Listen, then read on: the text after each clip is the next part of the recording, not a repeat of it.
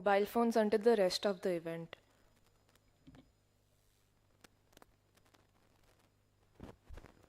As an alternative, you can also put it on flight mode.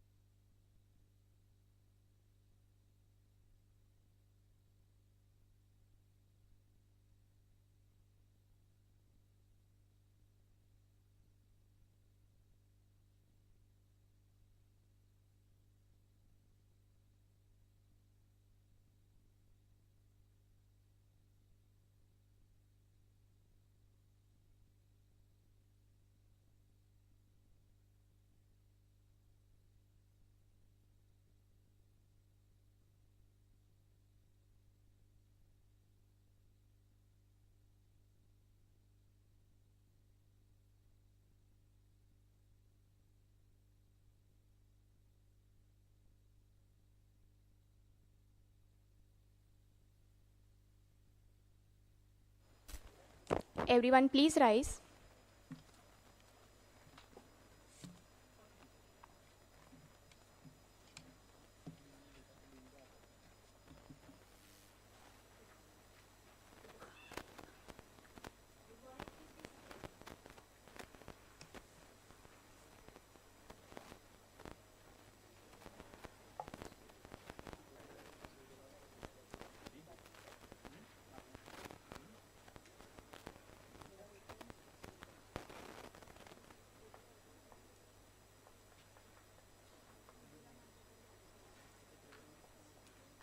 Good morning and a warm welcome to one and all present here.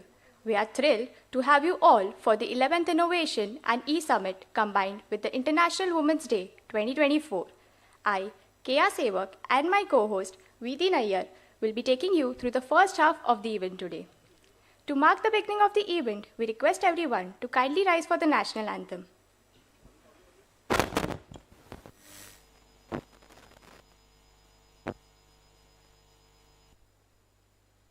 जनगण मन अधिनायक जय हे भारत भाग्य विधाता पंजाब सिंध गुजरात मराठा द्राविड उत्कल वंगा विंध्य हिमाचल यमुना गंगा उच्चल जलधि तरंगा तव शुभ नामे जागे तव शुभ आशीष मागे गाहे तव जय गाथा जनगण मंगलदायक जय हे भारत भाग्य विधाता जय हे जय हे जय हे जय जय जय जय हे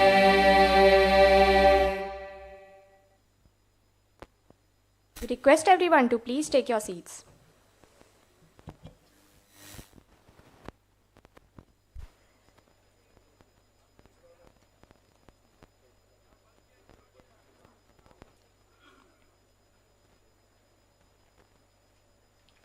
As we all know, Goddess Saraswati symbolizes knowledge and wisdom. As a part of our tradition at Aditya Institute, we believe that lighting the lamp stands for optimism and enlightenment. We request Dean Ma'am and Director Sir to escort our esteemed dignitaries for lighting the lamp. We request everyone to kindly rise for the same.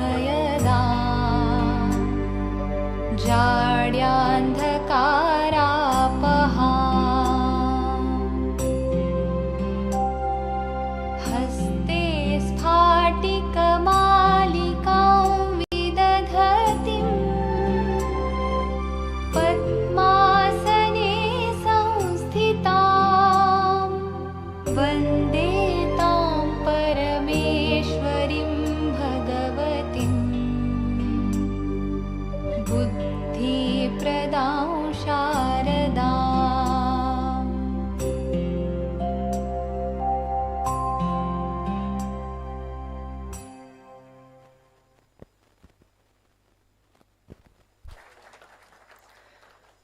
Thank you, Dean Ma'am, Director Sir, and all the esteemed guests. We request everyone to kindly take your seats for our special and double celebration event to begin.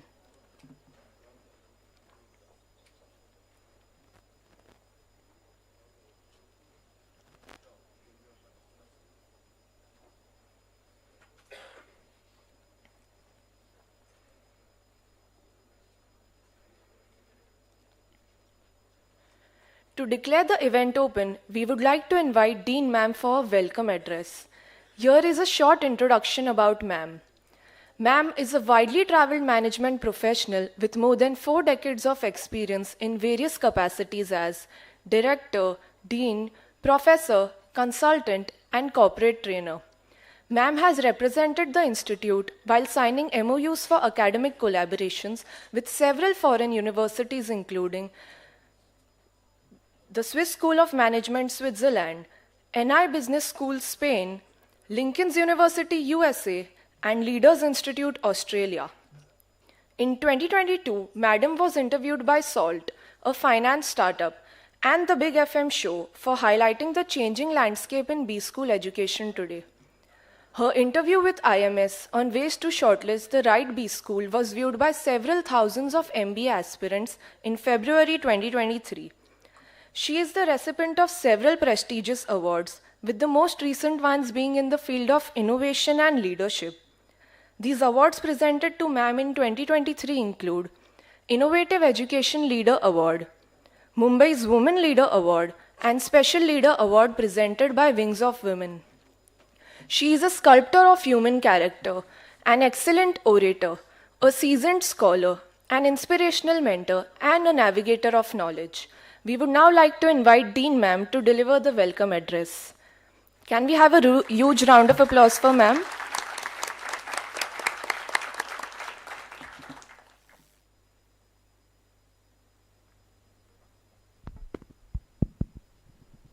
Thank you, Vidhi and Kea, for introducing me with such wonderful words. Good morning and a very warm welcome to the 11th Innovation and E-Summit 2024, which has become very special because we are going to also celebrate International Women's Day 2024. Can we hear it for this big event, please?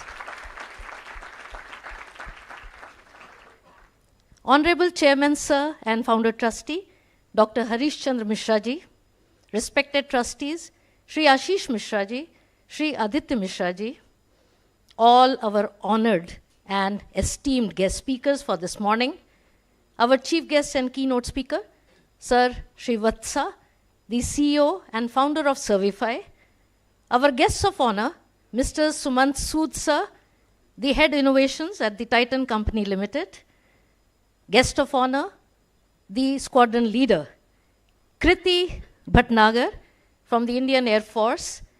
She is also going to be our guest of honor. All the other esteemed speakers, Lalita ma'am, Vijay sir, I can see Mr. Prashant, Mr. Ranjith sir. All these people are going to be with us during the panel discussion. I warmly welcome each one of you for this mega event today. Today is a very special occasion for all of us because we are celebrating 2 important events. Not just that, we are trying to bring to reality the vision of our chairman, sir. I am extremely proud to state that over here, we are standing with 13 years behind us.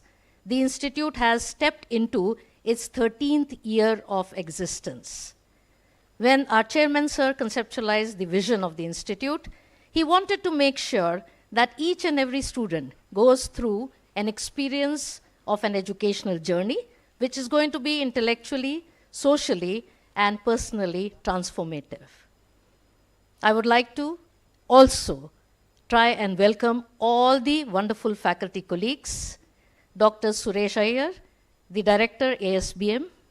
I would like to extend a very, very warm welcome to Architect Rita Nayak Madam, the Director of both Architecture and Design, Registrar Madam, Dr. Jayanti, all the other esteemed colleagues who are going to receive awards today, all the non-teaching staff, and my wonderful students. I extend my sincere felicitations to all of you who are present here this morning. On this momentous occasion, I would like to say a few words about the Institute. According to the Times B School Survey 2023, AIMSR was ranked 4th among the top private B schools in the country.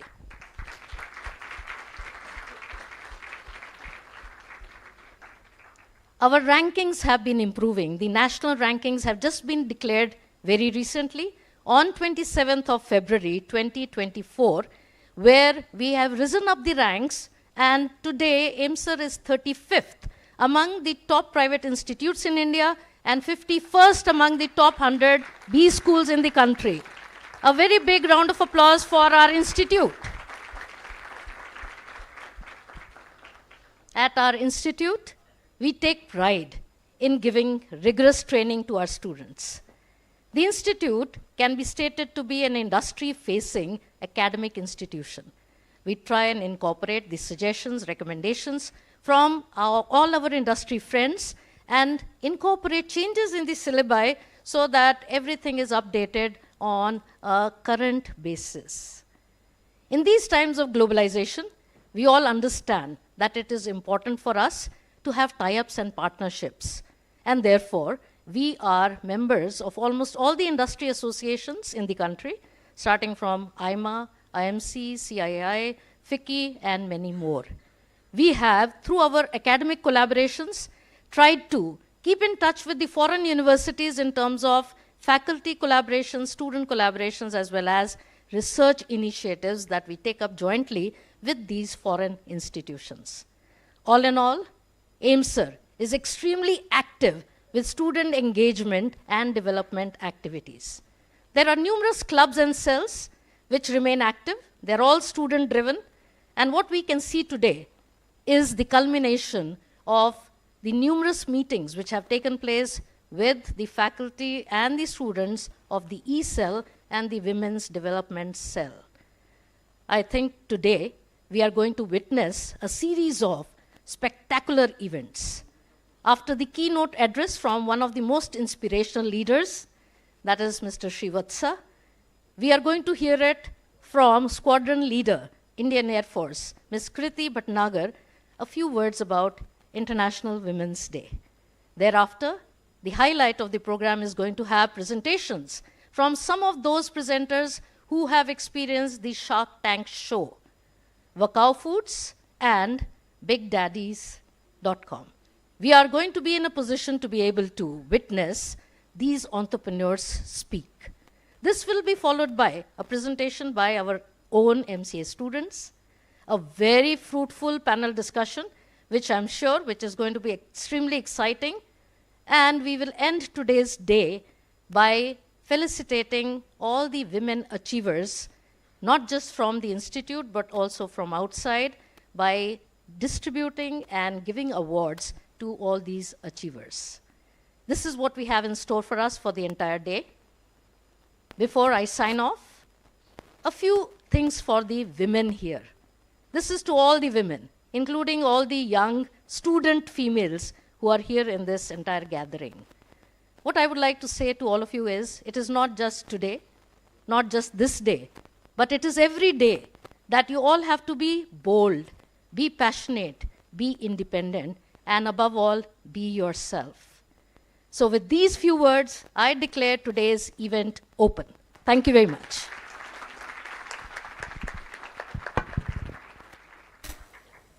Thank you, ma'am, for the powerful start and inspiring words. We always look forward to the directions and guidance provided by you.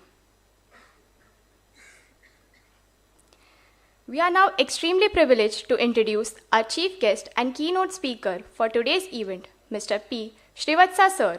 Here is sir's brief introduction. Sir holds a BE degree in Electronics and Telecom and Master of Information System from the University of Mumbai. Sir is an entrepreneur with 26 years of expertise in the field of customer experience, technology, and management.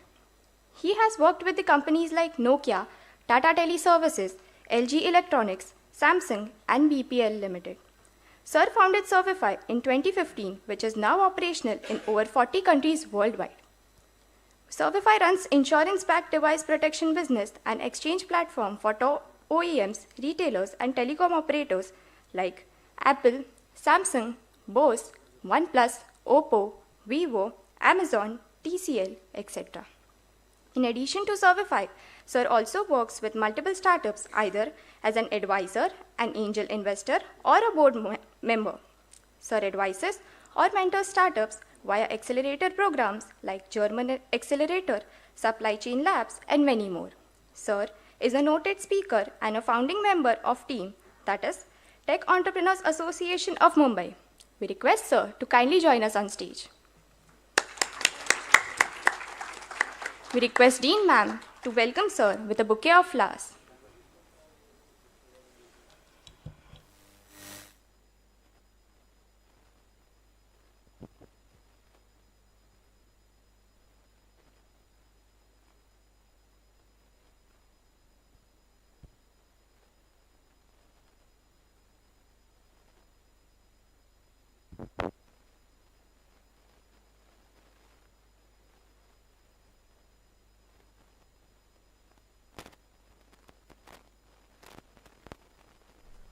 Starting the presentation, I have a few slides. Good morning, everybody. Welcome. I think this is something that I didn't prepare, but on a wonderful Women's Day, happy Women's Day to all the powerful, wonderful women here. Actually, I am very lucky to be surrounded by a lot of women in my life, in family. When I say life, don't think otherwise. I have 3 sisters, and I'm the youngest in the family who literally grew up with the influence of my sisters who made me who I am today. So I'm extremely proud, and I think we already have few very, very successful women here, Kriti ma'am, Lalita ma'am, and I think if you have to look at across the world, there are so many wonderful women entrepreneurs. Unfortunately, they don't get recognized. They are known for, we think that women are supposed to be in a certain profession, which is either managing the home, managing the kids, but I think that's completely a wrong perception. And I think we have a lot of women here. Like, if men are supposed to be earning and being, in the business world, why can't be women, right? So obviously, if they can run the house. So I come from a supply chain service background, and the example that I always give, if Amazon, as an example, right, that's a supply chain company at the end of the day. It's an e-commerce platform, but a lot of supply chain operations planning, that really helps them deliver the best experience to the customer. If you think of planning for inventory, who does the best? It's the moms. They know exactly what to order when, seasonal orders, when there are guests, there is suddenly, that's nothing but your big billion day.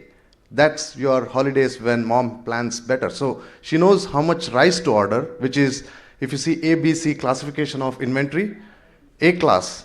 Salt, she doesn't order 50 kgs, but rice she does. Milk, she doesn't order for next 15 days. She orders on the day.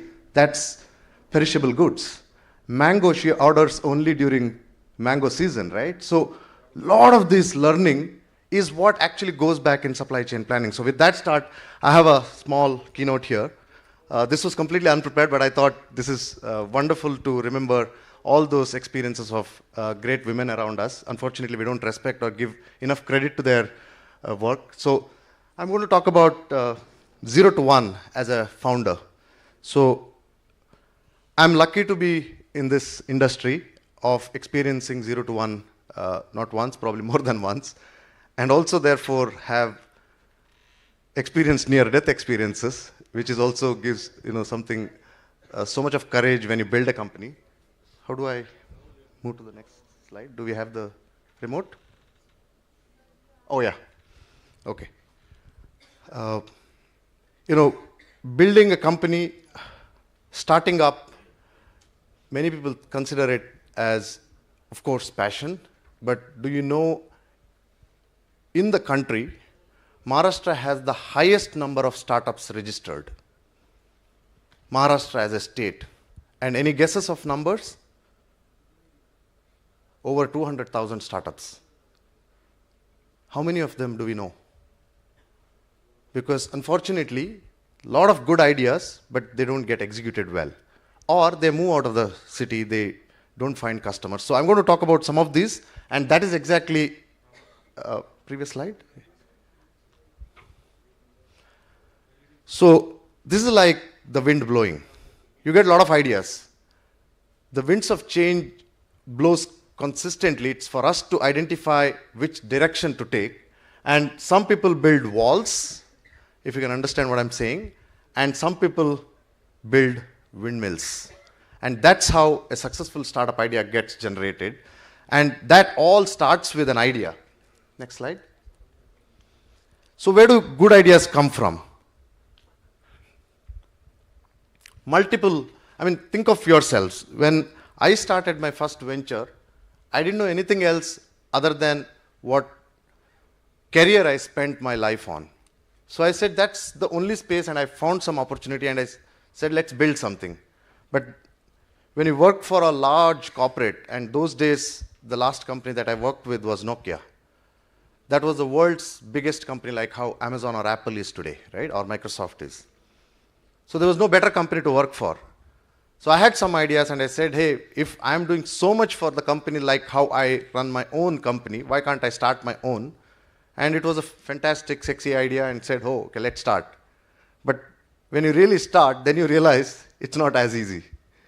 Because when you work for a large company, you have a lot of resources at your disposal. You have budgets that are already approved, so money is not a problem.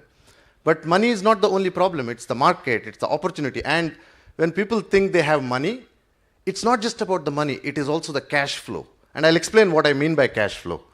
And that's exactly what you learn when you become an entrepreneur. So I had a budget of $90 million to run my business. So every month I would get certain money allocated to our account so I can run my business in Nokia.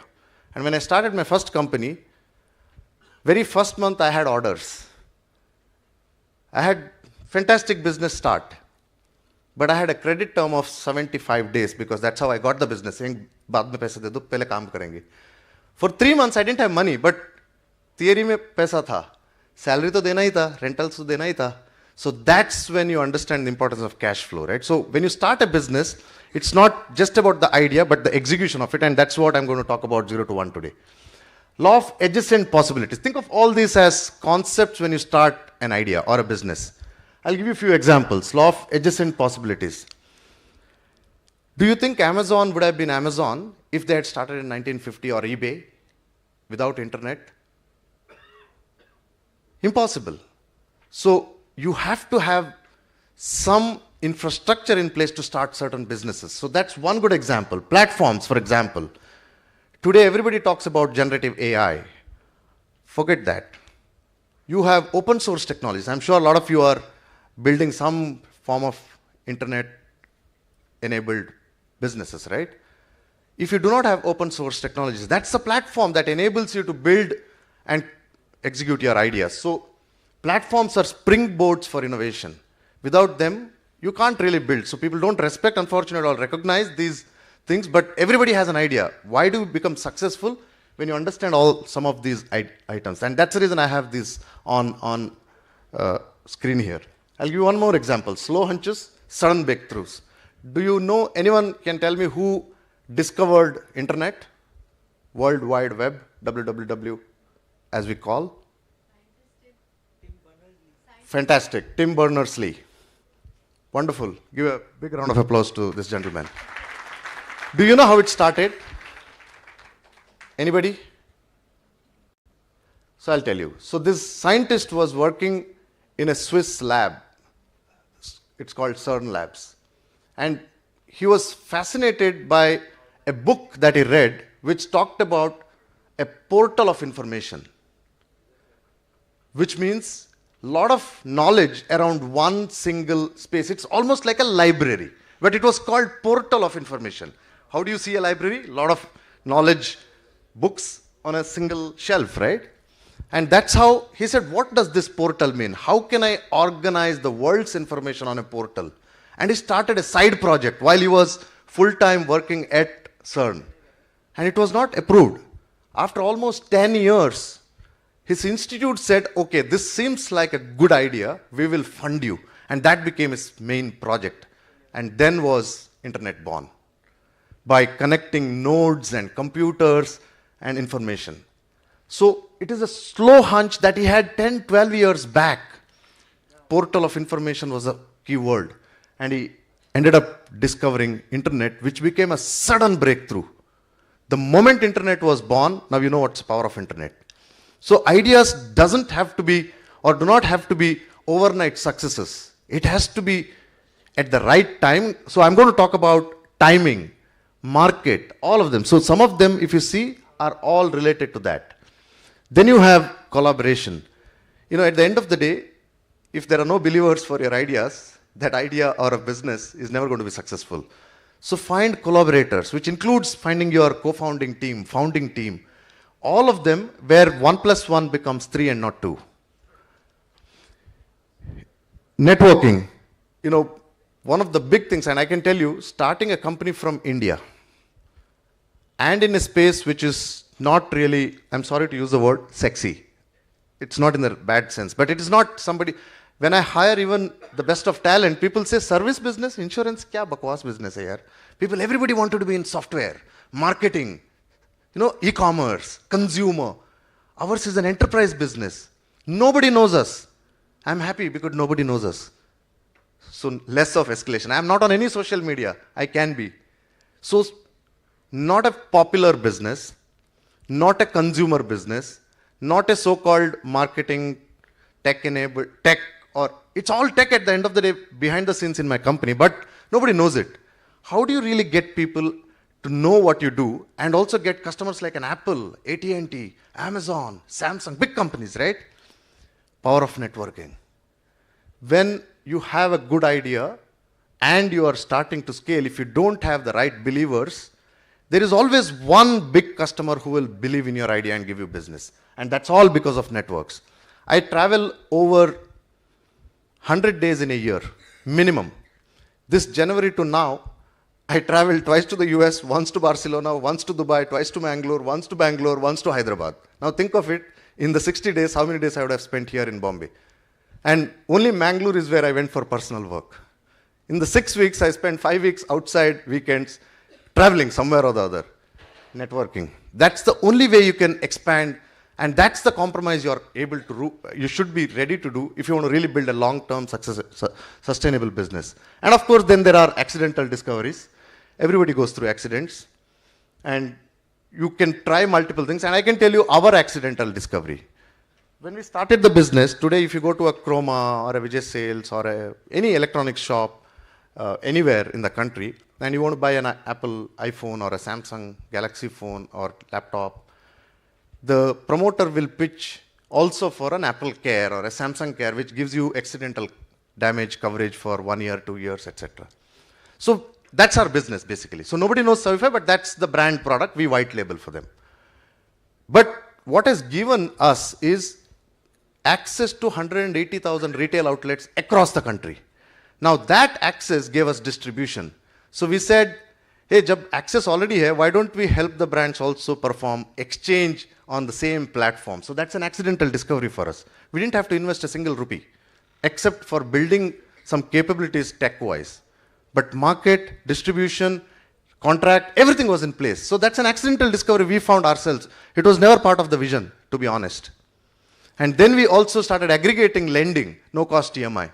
That's an accidental discovery for us. And I can go on talk hundreds of ideas companies have done. So if you can work around this framework, and I think that's where you can build a lot of ideas, and I'm just talking from my experience. Now, if you have an idea, I'm sure a lot of you do, and you've probably also built small little businesses. Let's go through some of the idea checklist. And this, in my opinion, I'm talking from multiple successes and failures. This idea checklist really does work. So first is the breakthrough question. Do your users see value in your product? So, when Uber came in, everyone wanted to build businesses that is called Uber of this, Uber of that, Uber of this, right? Everybody was building Uber businesses. Boss, it's not easy. Do users believe value in your product? If that product is not valuable or it cannot scale, it's only some people in your... So grocery businesses, right? Lot of companies burnt lot of investor monies by building small little grocery businesses just for their surrounding. But customers were trying those services because they were getting discounts. And so if discount is the reason why people are buying your service, it's not the value. Your product has to be the value.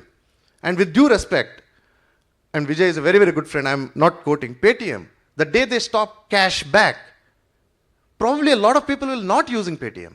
It's a great convenience, yes. So UPI, all of that, but wallet, I don't think it's relevant any longer with UPI now really in place, right? So find value whether users will value your product. Why people go to Amazon? Not for discount alone any longer. It's the assortment, it is the convenience, right? So if you are building product, find real value of the product and not marketing gimmicks that gives you some customers at the beginning. Buy cashbacks, discounts, all those loyalty. I'll give you a fantastic example of one company that is in this vicinity. I don't know how many of you know. There's an accessory company called iDoc, very close to the MCA club here, Mahavir Nagar, right? If you see at least once a week, there will always be a big line outside. Accessory, मतलब phone का cover खरीदने वाला company, बेचने वाला company के बाहर लोग, why people do stand in line? Do you know how they run their business? So they get these fantastic accessories for everything Apple or high-end products. They sell, if they buy 100, they sell 80 of them at the premium price, make all their margins. Then when the 20 remains, they run offers. And it is so fast, like how Zara runs its business. Zara is a business known for its fashion, and that's the reason Zara का हमेशा sale चलता रहता है, 50% off, 40% off. So people may be thinking, ये क्या Zara का discount business है? No. They make money from the first early adopters and balance, they let it go to the masses to create brand. So that's an investment. So कोई loss करके बेच नहीं रहे हो. आज अगर आप iDoc में जाओगे, there will be one day in a week or a month, there will be a sale where they will give you 50 accessories for 100 rupees. ₹2 per cover for your iPhone. 2 rupees. वो excess stock बेच रहा है.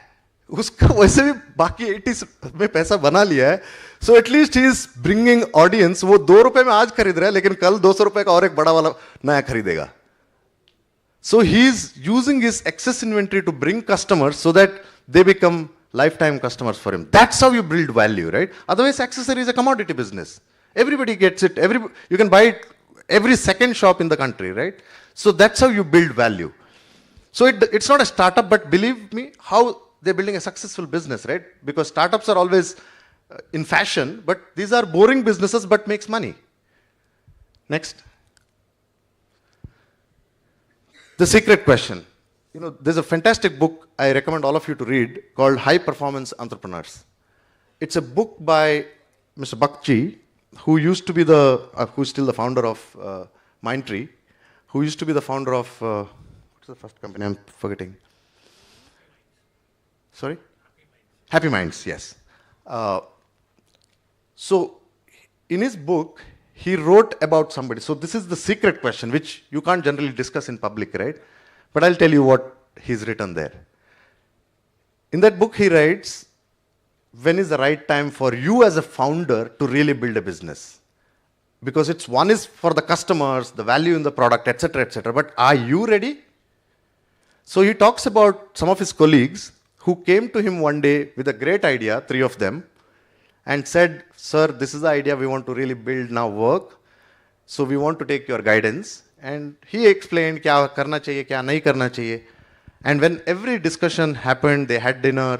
When they were going back, one person said, sir, मुझे 5 minute आपसे बात करना है. बाकी सबको बोला जाओ. 3 co-founders. And then he said, sir, ये सब मैं बहुत बड़ा risk ले रहा हूँ. But अगर successful नहीं रहूँगा तो आपका company में job देंगे ना sir. So day 1, he's been untruthful to his co-founders. That's a secret question. Is it a unique opportunity you really believe in? या आपको फैशन में रहना था इसलिए आप स्टार्टअप शुरू किया है.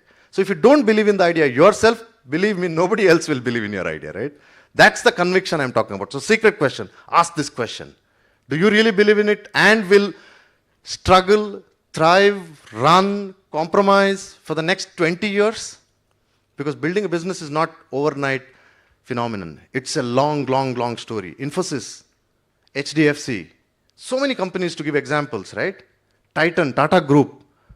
I mean, you don't need lessons outside. You have great companies in this country to take lessons from, right? They've built companies and scaled over years. Next question. Like I said, timing question. Again, today people can build on top of generative AI, etc. 5 years back, if somebody said, I will build on AI, nobody would believe it, right? So timing. Your services today, if we have internet in the country, everywhere. I'll tell you, when we started my first business, we built a kiosk. And the idea was, you put the phone inside, and the kiosk will do all the magic, and it will give you a new phone out or a cash out if you want to exchange. Nobody bought this idea. We spent 1 crore rupees building that kiosk. Lot of intelligence we built. Mechanics, andar, vandar, bahar, robot, sub. That was in 2009, 2010. बाद में पता चला यहाँ पे तो ATM में भी लोग जाके भैया बोलते भैया पैसा निकाल के दो हमारा कार्ड में. So self-service was never the market. There was no internet. वो बंदा फोन डालता है खाली घूम रहा है. We were on a dial-up. So वो कस्टमर बोलते मेरा फोन खा लिया है मशीन ने, right? So timing. And today probably you can have everything automated, self-driving cars, right? Even today, I'll tell you I took some of my family members when I was traveling, elderly people, and I wanted them to experience Tesla. And we took a rental car and we put it on self-drive mode. I'll tell you, my mom started yelling so much, you stop the car, otherwise I'll jump out of the car. She can't believe it because timing-wise, she'd never understood the car can drive on its own.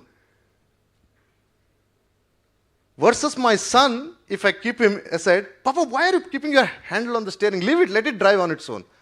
Timing, right? So product again has to be well timed. Next. The market. I mean, you can build a lot of businesses and niche businesses also. But like I mentioned, the grocery business that you built, you can scale it probably in your vicinity. जबकि उधर 4 भैया लोग बैठे हुए हैं ठेला लगा के, right? But can you really scale it? उसके लिए बहुत capital चाहिए. Uber model, this is the Uber for that, that's the Uber for this, right? Really, can you scale, or is the market large enough? If it is not, that business will never scale. And I can give hundreds and thousands of examples, right? A lot of people started businesses on specific idea because it was successful. Everybody wanted to build an Ola equivalent. क्या हुआ? कितना company आज sustain कर रहा है? Ola and Uber, only two companies. Everybody wanted to build the next Amazon. How many Amazons do exist? So if the market is not large enough, and if there is already first mover advantage with somebody, think of that idea once again. Is the market large enough if you are building a startup? Next. I know I have 5 more minutes.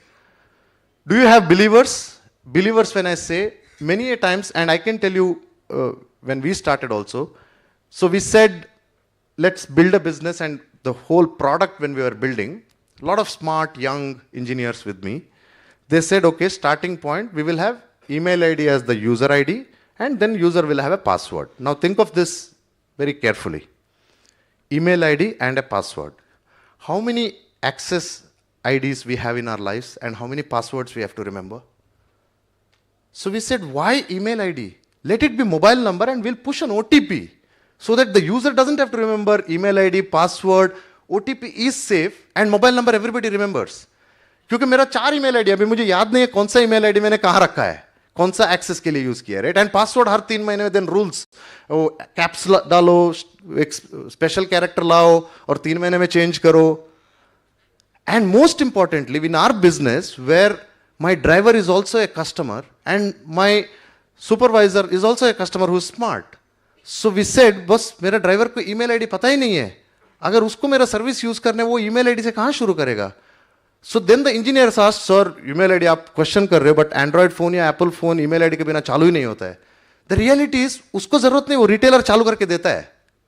So nobody needs to remember the email ID. Everybody's Android phone email ID is that Chroma guy's email ID. That's the reality. When I say Chroma, for those who do not have email ID, right? So people find solutions, but this only when you have believers that this can be a product for your large base, and that's how you build the business. So ask within yourself. Do not think that you have 4 people who believe, but that will be an idea. Think of the driver, think of your maid, think of your boss, think of your mother, think of your neighbor, think of the person sitting in Jammu. If you are building a countrywide business, do not be, complacent saying कि हाँ मेरा 4 दोस्त लोग इसको idea को बहुत अच्छा मान रहे हैं. It has to be believers beyond your close circle. Next. हाँ, how will you deliver the product? India जैसा market में if you are building its distribution is not easy. And every single corner you have a smarter businessman, right? So how will you deliver your product? Distribution becomes a key, which I think once you scale, this becomes a real question. So I'll skip this. Next. This is something that I would strongly suggest you to start with if you have an idea. Building a startup, thinking that हमको भी unicorn बनना है, मैं भी बहुत पैसा बनाऊंगा, मुझे भी famous बनना है, so I can, if I fail, I can famously write what went wrong, and it's okay. I burnt investors' money, but I will write a failure story. That's also popular today, right? Some people, when they do wrong things, including doing fraudulent activity in their own companies, they very happily go to social media and say, the pressure took the better of me. No, boss, no pressure. No investor forced you to do fraud. You agreed to do fraud or you wanted to do fraud. So if you are ready to build a generational company, then get into startups. Otherwise, it's better to work for a startup or work for a large company, which will give you a lot of experience. In my opinion, if you are building a company, think of 20 years on the day of starting up. Because it's not going to be an easy journey and you have to have a lot of patience. You will have near-death experiences. I can tell you, during COVID, we had 1,000 people in the company and we still have. And 3 months, 0 business, and our money was, jitna bhi paisa bank mein to khatam ho raha tha because we had to give salaries and we didn't know what to do. We were dying. We took a decision not to sack a single person. We said that's, that's a business that we have decided to do. It's not people's problem. But you will have situations like that, unknown. Somebody helped us because they believed in our business. So they gave us money without going through any of our funding process that otherwise go through a long term. We have raised around over $100 million in the company. But that was the toughest time when 0 business. You don't know what's going to happen because there was no clarity of kab COVID khatam hoga, multiple waves. From March till May, we didn't know anything. Everything was closed. Banks were closed. We got money from our investor sitting in Singapore.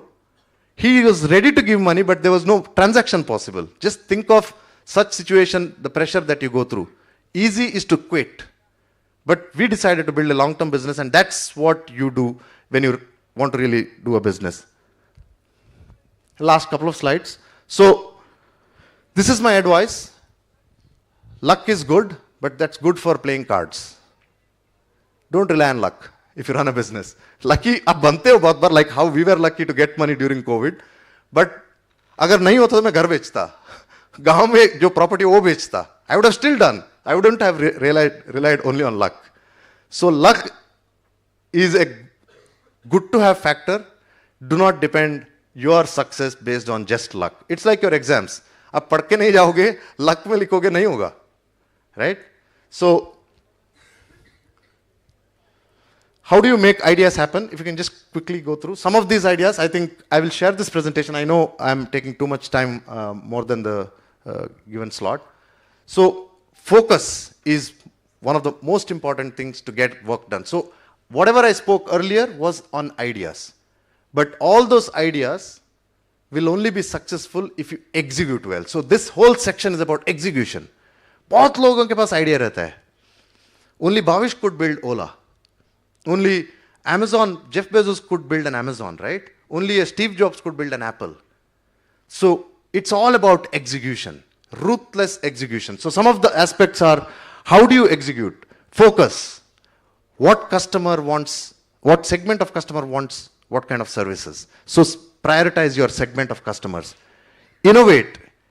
Efficiency up, innovation se hi laoge. And this whole theme of innovation here today is the cornerstone of any execution. So a lot of people think that हमको किसी से software लेना है. No. Today, a lot of businesses depend on tech as a backbone because it brings efficiency. So innovation is a constant phenomenon. Break your plan into smaller milestones. You know that you have to build for 20 years, but what do you do for the next 3 months? If you do not break every activity, because every single team in the company has a different priority, but everything has to be aligned to the overall goal of the company. Fourth one, I don't know how many people understand this, bias for action. You know, this is where I have a very, very strong, I would say, bias for experience versus innovation. When we hire in our company, we don't look at people only with number of years of calendar years of experience. We look at contribution years of experience. So which means, if I'm hiring a person who says, I have 20 years of XYZ, development experience, sales experience. Boss 20 साल में sales experience है, कितना बेचा? उसमें 5 साल का ही valuable बेचा. तो 5 साल का experience है, 20 साल का नहीं है. So somebody says, I have 20 years of technology experience. आज generative AI है, कितना experience है? 1 साल का है ना? So that's what is relevant if you are now getting into generative AI as a space. So it's contribution of years of experience. So have strong bias for action. ऐसा लोगों को लेके आओ जो execution focused है, not सिर्फ theory, not सिर्फ ज्ञान.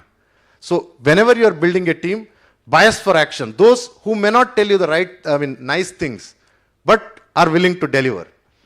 Time spent reacting is time lost. Believe me, you have to be proactive.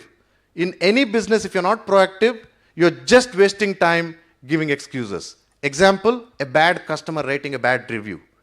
Think of experience before you deliver a service rather than waiting for customer to tell you how bad your service was, and then you are all over the place responding to that customer. The same time you can spend in innovation, right?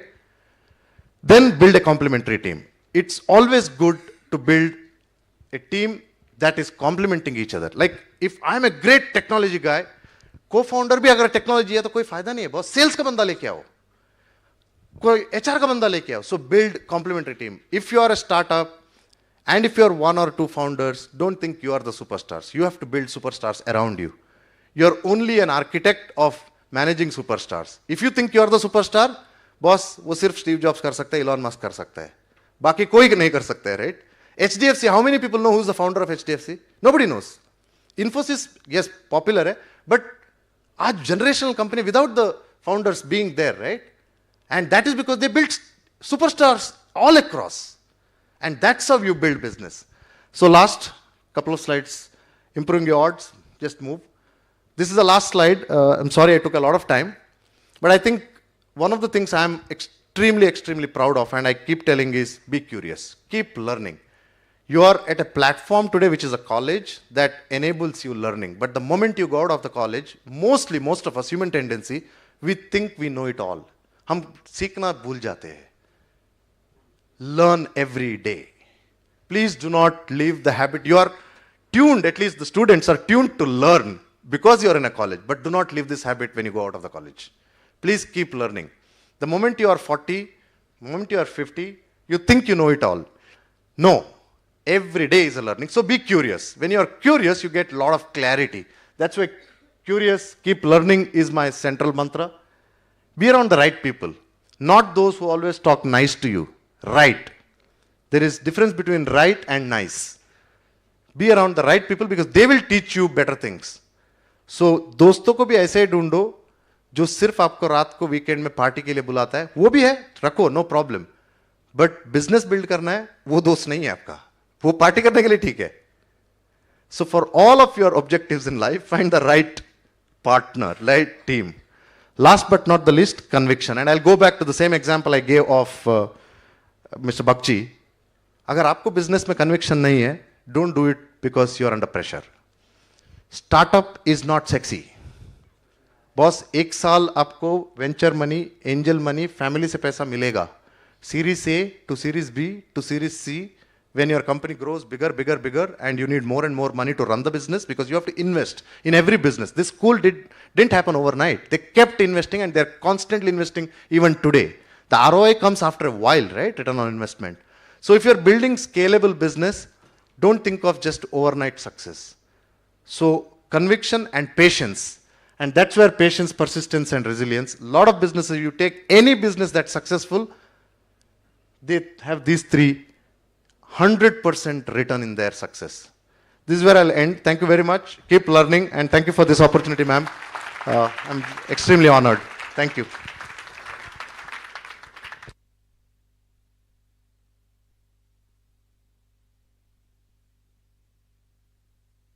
Thank you, sir, for your inspiring keynote address. It really ignited our entrepreneurial spirits. We now request our respected Director, sir, to extend a token of gratitude to sir.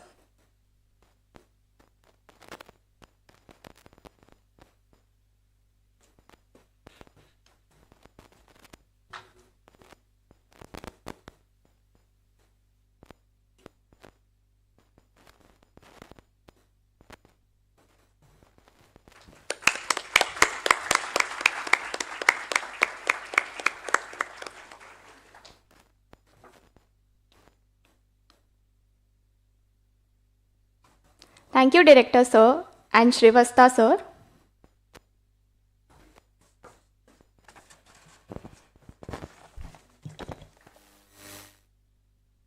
We would now like to introduce our guest of honor for today's event, Squadron Leader, Indian Air Force, Ms. Kriti Bhatnagar, ma'am.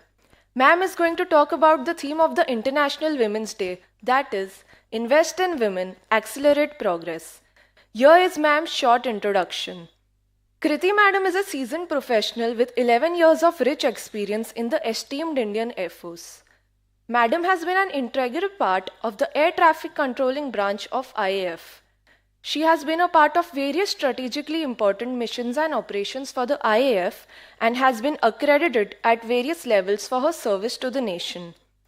Madam holds a master's degree in aviation law from NALSAR, Hyderabad, and a PGDM in HR and marketing from IILM, Delhi. She is currently about to complete the Defense General Management Program at IIM Mumbai.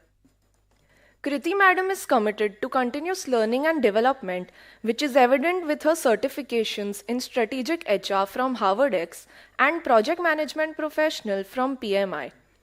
Madam is a firm believer of hard work, resilience, and being committed to each facet of life. We request ma'am to kindly join us on the stage. We request Director Sir to welcome ma'am with a bouquet of flowers.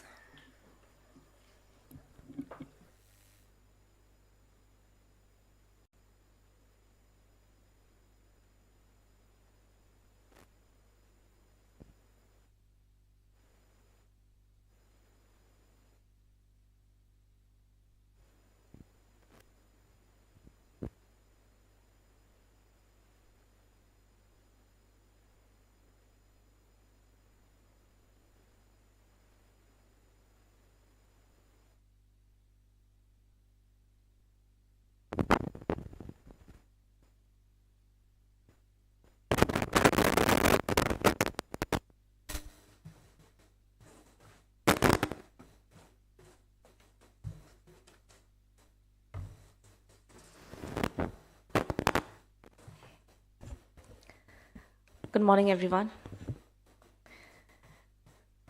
I stand before you today as a very proud woman. More than that, a very proud Air Force officer and a firm believer. Thank you.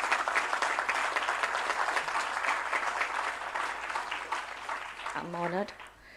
I'm a firm believer in the limitless power of a potential woman. As we gather here today to celebrate the International Women's Day, and to celebrate the 11th Innovation and E-Summit for this college. It's actually an honor for me to share the stage amongst some of the top speakers and entrepreneurs and corporate leaders. And I'm also very honored to get this opportunity to talk for 10-15 minutes about my journey, and I hope I inspire a few of you. The 2024 theme for Women's Day is Invest in Women, Accelerate Progress. One of the key pillars is Inspire Inclusion, which is nothing but promotion of diversity in leadership and decision-making roles. This theme highlights the importance of gender equality, women's and girls' empowerment, and their right to believing and getting a healthier life. It is aimed at tackling the economic disempowerment. Now, every International Women's Day you would have seen, there are a lot of posts on social media, a lot of people, a lot of strong women talking about quotes from poem and movie scenes. Do we need them? Yes. Personally, I believe that we need to celebrate this day a lot, and we need to earmark one day for the women of this country and the globe per se. And that's because we've come a long way. We've come a long way as in there was a world once wherein women were actually considered almost a second-class citizen. So we need to understand and celebrate this progress. Now, I want to talk slightly about empowerment. By definition, empowerment is actually the process of enabling individuals to gain control and influence over our own lives, so that people have an opportunity to make choices for themselves. Am I better now? Was I slower earlier? Am I audible to all? Okay. So empowerment means providing the individuals with the right amount of skills, skill set, resources, social platform, so that any individual becomes self-reliant, confident, and capable. Now, we as societies have come a long way. There are numerous examples of many ordinary women who have done extraordinary work in various fields. History is brimming with so many examples of women who have taken a stand and done some amazing work for civil rights, women rights, voting rights, LGBTQ rights, and many other social impacts and for the similar rights. They are now major contributors in so many industries, be it medicine, arts, literature, science, and even defense. And this is a positive change which needs to be celebrated. In military also, we've witnessed a lot of progress. Women are now not just a part of the forces, they are an elite force who are given opportunities to lead many big teams. They inspire in their own fields, and they are excelling in every branch and every field or task or project that they've been given. As on 2023, if I am not wrong, Air Force has somehow exceeded the limits, and we have about more than 1,600 women officers, which actually accounts for more than 23% of the entire officers' cadre in this, and that's a progress. We now have women officers even flying fighter jets. We have women in combat roles. And till recently, I'm happy to share that, earlier when I used to give a mass briefing to a crowd, now always on a table of 10, we have 2 women officers who are fighting for combat roles. That is, they are flying lengths and breadths in the country. Now, as students, I'd say that maybe some of you would be feeling it's very easy for a woman, wearing a uniform to talk about women empowerment and be inspirational. And I'm glad that if I inspire you. But honestly speaking, personally, there is somebody who inspires me as well. There's somebody who gives me also to think bigger, be better. And that's how, through inspiration, you continue to thrive to do better for the society, for yourself. I've been actually very fortunate that I was in a setting wherein I had my father who was an Air Force officer as well. So you can say that it was in the genes or in the blood, right? I was raised in an atmosphere which was full of so much love for the nation and pride and patriotism. This upbringing actually provided me with a profound understanding of what military was all about. I loved the culture, I loved rules, regulations, discipline, uniform. I also liked the fact that there was a sense of belongingness, a sense of pride in what you were doing every day. But when I joined the Air Force myself, the organization surpassed my imagination. And it was much more than the normal commitment that was required. What Air Force demanded was not only commitment, it demanded selflessness. It actually wanted a person to have the willingness to sacrifice for the much larger or greater good. It required relentless hard work. It required you to forget your family, to work harder, not only physically, but mentally and emotionally as well. There were a lot of testing times that I can talk about. There were times when my family needed me the most, but I was not available for them because I was doing a duty somewhere. So if you ask me, I did not join the Indian Air Force seeing my father, or I did not join thinking that, I want to be superior than a counterpart. I did not think of joining because, I wanted to prove a point to somebody. I joined because I was ready for that kind of commitment. So when you join an organization, I think you should be knowing the nuances of that organization, or what sacrifices, as Sir also mentioned. Sacrifices are a part and parcel of having a successful life. And I was committed to those sacrifices, and hence I joined the Air Force. Employment in the Indian Air Force is actually gender neutral. I'd like to tell you that they don't see, if you're wearing a uniform, they don't see if you're a man or a woman. The training is same, the deployment is same, the working conditions are same. When you join the Army or the Air Force or Navy, or for that matter any armed forces, you're actually soldiers in arms, and you work and you get assignments irrespective of your gender. It is all based on your merit, your qualifications. And I'm very glad that I was a part for about 10 years into this organization. And this, I think, is needed in every organization, because I hope all professions become gender neutral, and so we surpass this discussion on gender equality itself, and we all move hand in hand, right? So yes, my upbringing in a household that treated me no different than a man actually had a lot to do with what I am today and how I am today.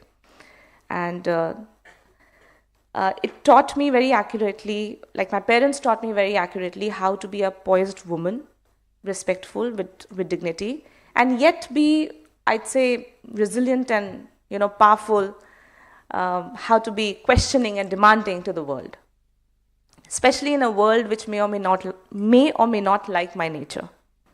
Despite that, my parents knew that I'm going to be a strong woman. I'm going to be independent, financially, mentally, emotionally, and as well as that, probably they knew that I would be not shying away from my duties and responsibilities, be it for the family or the profession. And they knew that I will do, I'd say, a good job being a mother, being a daughter, and as well as I will excel in whatever career that I'm doing. I also have a very understanding partner. He's also an Air Force officer. And so we have kind of a healthy competition going on every time. So lucky to have a husband who's in the Air Force itself. So we do have fights to be better, But so glad to have a person who is understanding enough, who resonates with the fact that, there is a strong, independent woman standing next to him. Today, I also stand as a testament to the transformative power that, if given the right choices in the right kind of setting, it promotes equality, it promotes inclusiveness, and nurtures leaders. If in case you didn't have such a setting till now, I'm sure some of you may have such strong role models and fathers and leaders. But if in case you did not have such kind of a setting, I urge you today that you are also going to be the future of this country, and you would get an opportunity to raise certain people and citizens for this country. Have this kind of a setting at your home in future, because this is a very healthy way of the theme again, inspiring inclusion. Now, I would digress a bit and talk slightly about feminism. I know feminism is one word nobody likes to talk about right now because it has multiple definitions, it's twisted all over. But by definition, it is the advocacy of equality of sexes. It is a fight against gender stereotyping. It seeks for equal educational and promotional rights and opportunities for women. Now, somehow, it's a twisted term because it somehow sort of means that if I'm a feminist, I'm a man-hater, It is a completely wrong notion. It's not about women, gaining ground at the expense of men. Secondly, these are the myths and bubbles that I want to burst. It's not that we want to compete with men. It's not that, the societal expectations of women are so ingrained into our culture that we actually feel that being a feminist, I want to break free from those rules and societal norms, which is not true. And this is a notion in many women as well, which I have noticed nowadays, and which needs to be changed. Having power over ourselves as women doesn't mean that we are going to belittle the works of other women. You know, there may be contradictory to your beliefs, because one woman would feel fulfillment in a high-powered job. The other one would think, raising a good family or good children is what is her power. Some women actually devote their lives for a religion. Some devote their lives for a business idea. So plenty of women make different choices, and you need to understand that it is her choice and her right to know what she is best at. And we need to respect that fact.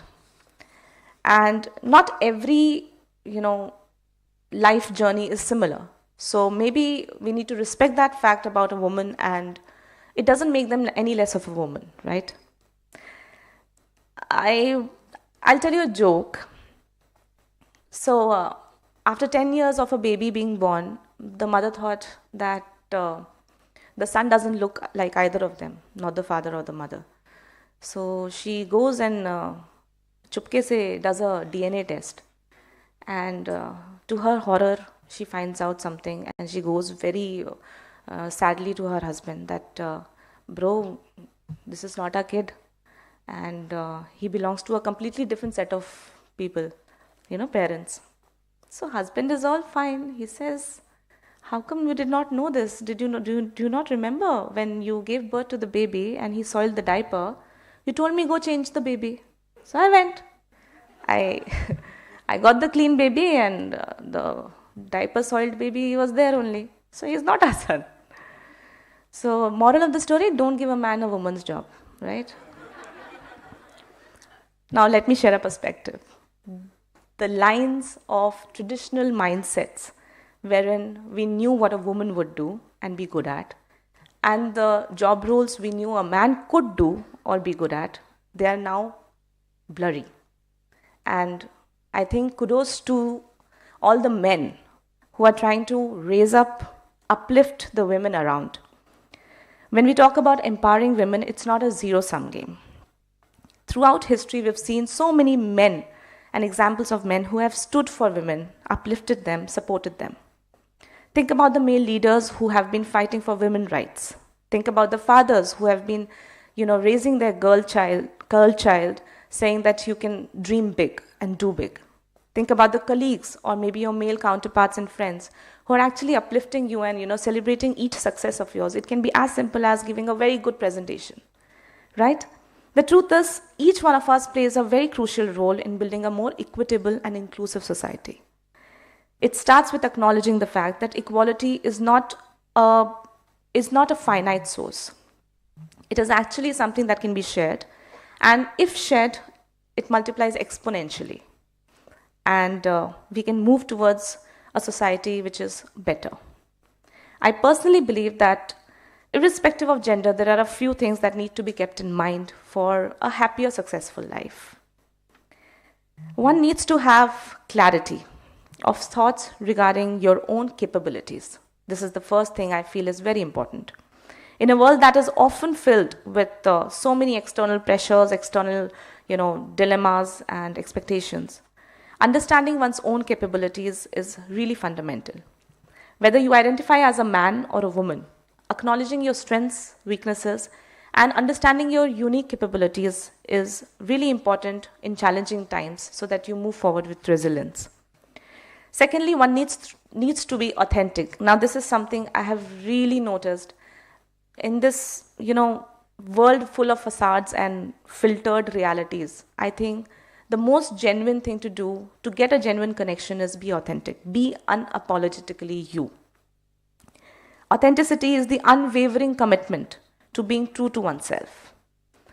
Have the clarity to embrace imperfections that you may have. You may be raw, but that's all right. Society often thrives on perfectionism, and we need to break away from that. Thirdly, I feel that you need to understand the situations and the conditions of your own life. Every life is different. Every human being has their own ups and downs. And I may be having a lot of ups, you may be having a lot of downs, but that's your perspective. And so every journey is different. What you need to understand, it's a dynamic journey with its own fair share of ups and downs. Irrespective of gender again, the ability to see our circumstances with clarity will give you ability to adopt, grow in a better manner, and maybe make much more informed decisions in life. Lastly, what I believe is that you have to have a thorough knowledge of any profession that you take and you join. It can be raising your own business. It can be maybe taking up a role in sales, marketing, HR, teacher, professional, counselors, anything. But you need to have a deep knowledge of your subject. In any profession, possessing a thorough understanding of what your subject is all about gives you an edge. It is a cornerstone of success. Be it in the boardroom, in the kitchen room, in a household, you will only get a platform wherein people would demand for your inputs is when you have a deep knowledge about your subject. And when we are talking about women empowerment, we are actually talking about challenging status quo. And you can only do that when you're well-read and when you have understood your profession and nobody can question you on that. So these were some of my insights that I thought in the span of time that I have, I would share. One last thing that I feel, as a uniformed personnel, I know you would feel that, there are many ways that I'm giving back to my nation. But honestly speaking, as a woman, as an empowered, educated woman, I feel my biggest power is that I have the ability to, get a life into this world. And my biggest strength is that I am mentally, emotionally ready to imbibe the right moral, the right moral sense into my child so that he becomes a better human being and becomes a better citizen for this country. And I think that is my bigger contribution that any woman can have, with your partner right next to you. So secondly, as I mentioned, I have a very great husband. To all the women here who are, not married maybe, if you're a strong, independent woman, you will always have a partner who resonates with those feelings. And you will definitely attract somebody who wants to see you grow. So all the best to all of you. Once again, thank you, ma'am. Thank you, college. Thank you, students, for listening to me. In my little bit of journey that I have, this is all that I thought that I could share. Thank you so much.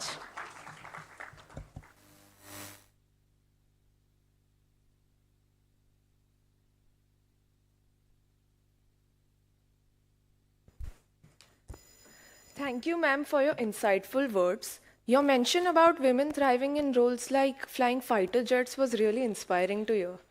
We now request Dean ma'am to extend a token of gratitude to ma'am.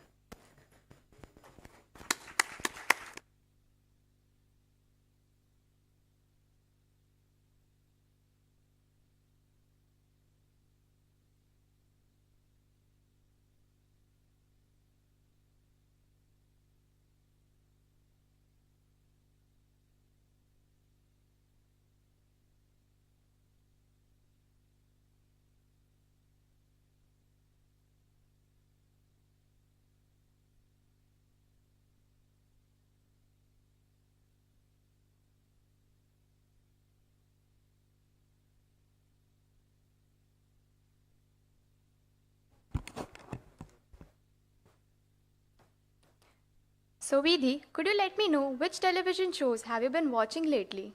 Come on, Kia. Come on, Kia. Don't tell me that you haven't been glued to the screen yourself. I mean, we all know which show practically has the longest shelf life these days. Shark Tank Season 3. You are so right, Vidhi. And today, we have some brave entrepreneurs who dared to dive into the tank with the sharks themselves. We are talking about the entrepreneurs, the dreamers, who put it all on the line for the groundbreaking ideas. And have you seen the pictures on that show? They are more intense than a rocket launch on a countdown. Indeed. So, for the next segment, we are going to hear from the entrepreneurs themselves. So let's hear it for the innovative minds about to take the stage. From the tank to the stage, let's welcome Mr. Sairaj Dhond, sir, founder and CEO of Wakao Foods.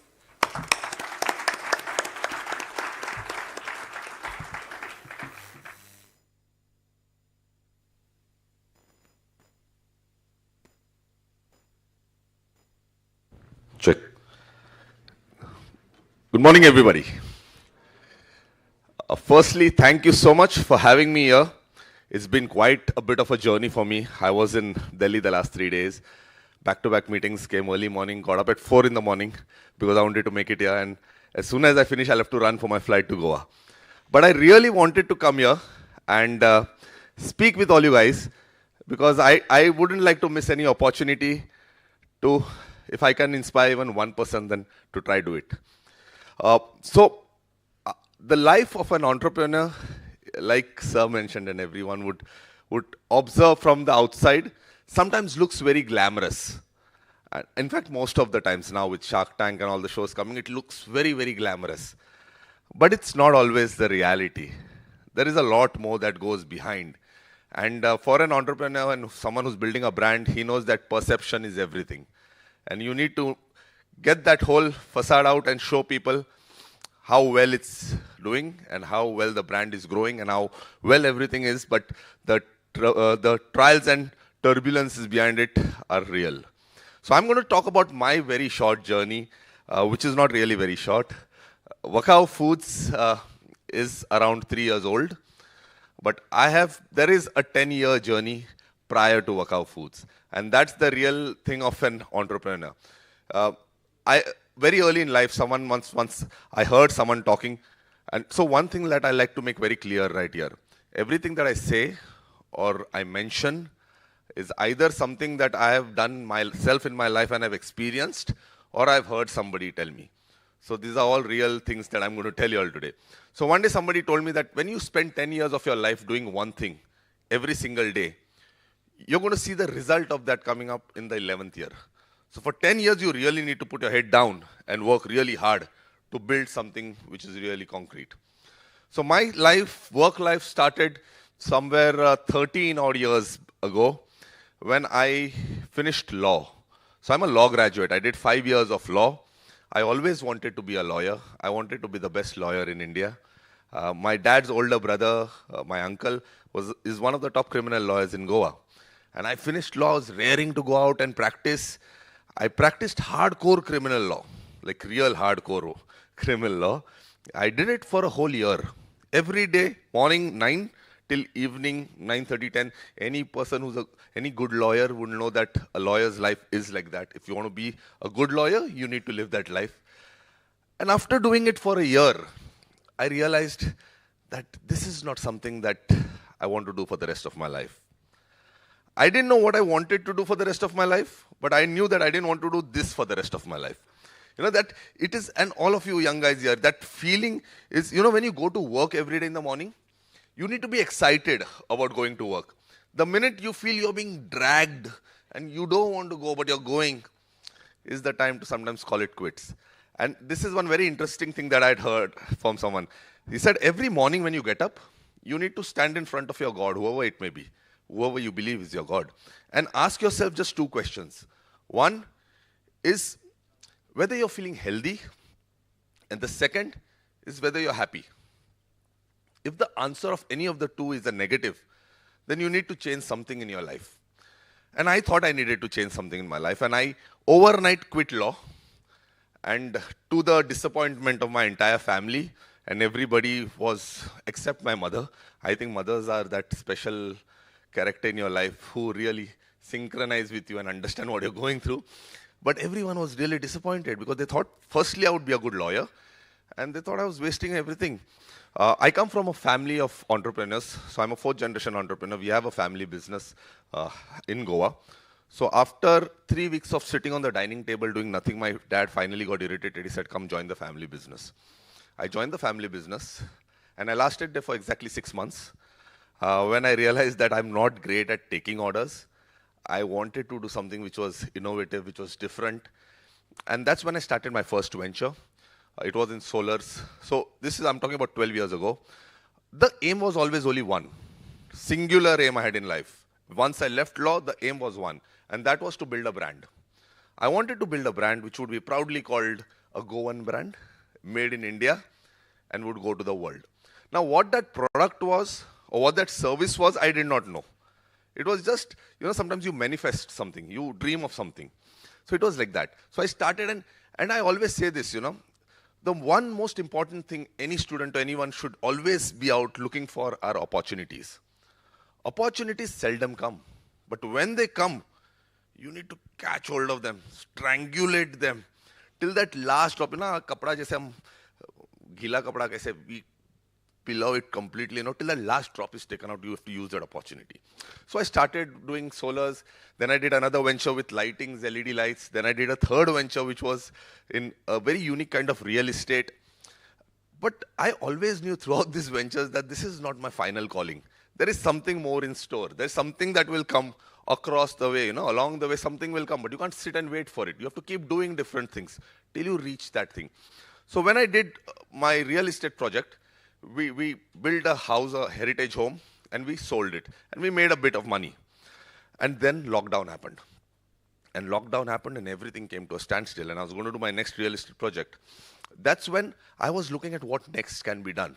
I stalled all the real estate stuff. And I was looking at food. Because I thought, at that point of time, one necessity in life was food.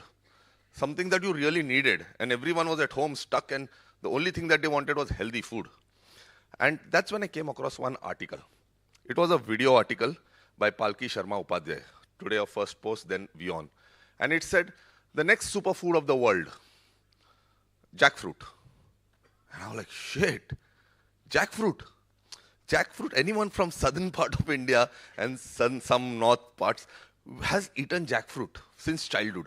And jackfruit literally grows in my backyard, and it used to fall down and it used to rot, and no one used to care for it.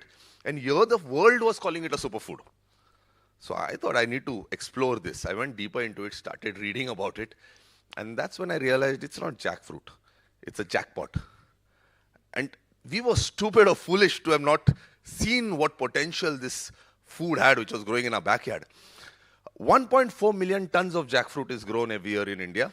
75% of it goes to waste. And I thought, there is something here in our hands, and this could be that brand that I was always imagining about. And from there, that journey started. It was early 2020. Within 10 months, we had a product from ideation to the stands. Wakao Foods was born. It was India's first jackfruit company. We started innovating, started doing different things. And honestly, to tell you, when we started off, I never heard of the term mock meat. How many of you all have heard that term today? Plant-based meat, mock meats. Had you all ever imagined कि ये jackfruit से हम sausages बना सकते हैं? Can we make burger patties from jackfruit? I had never imagined. But we kept on innovating, and the product was ready. And then came that big day when our first consignment left the shores of India, and that small dream of mine of taking our product from our backyard to the world happened. We sent our first consignment to Dubai. Today, I'm very proud to tell you all that we export to 5 countries. We sell to every pin code in India. Thank you. We have a distribution in around 7 cities across India. And yes, then another very important thing happened in my life. When we were 10 months old, 10 months, a friend of mine, he was one of my agencies that I used to work with. Okay, someone please remind me when we are at 15 minutes, okay? I just keep going sometimes. So that friend of mine, Varun, is from Delhi. He said, Sairaj, Shark Tank India aa raha hai. I said, oh, because Shark Tank to sabne dekha hua hai, US wala and all. So he said, wow. I said, let's fill. He said, bhar do yaar, what's the downside? So it was a 1-pager. I filled it, and that too after the date had ended. I just filled it because I remember, like I said, I don't lose out on opportunities. I just filled it. Then another form came. I filled it again. That was a 3-pager. Then a 15-pager came. Filled that. Then suddenly it started getting real, Till then we were just filling forms and sending. Then they said, okay, you're now selected for an interview in person. You can choose Bombay, Bangalore, or Delhi. So I went to Bombay. the interview happened. So it was like everyone was full. There were a room full of entrepreneurs. There were so many of them.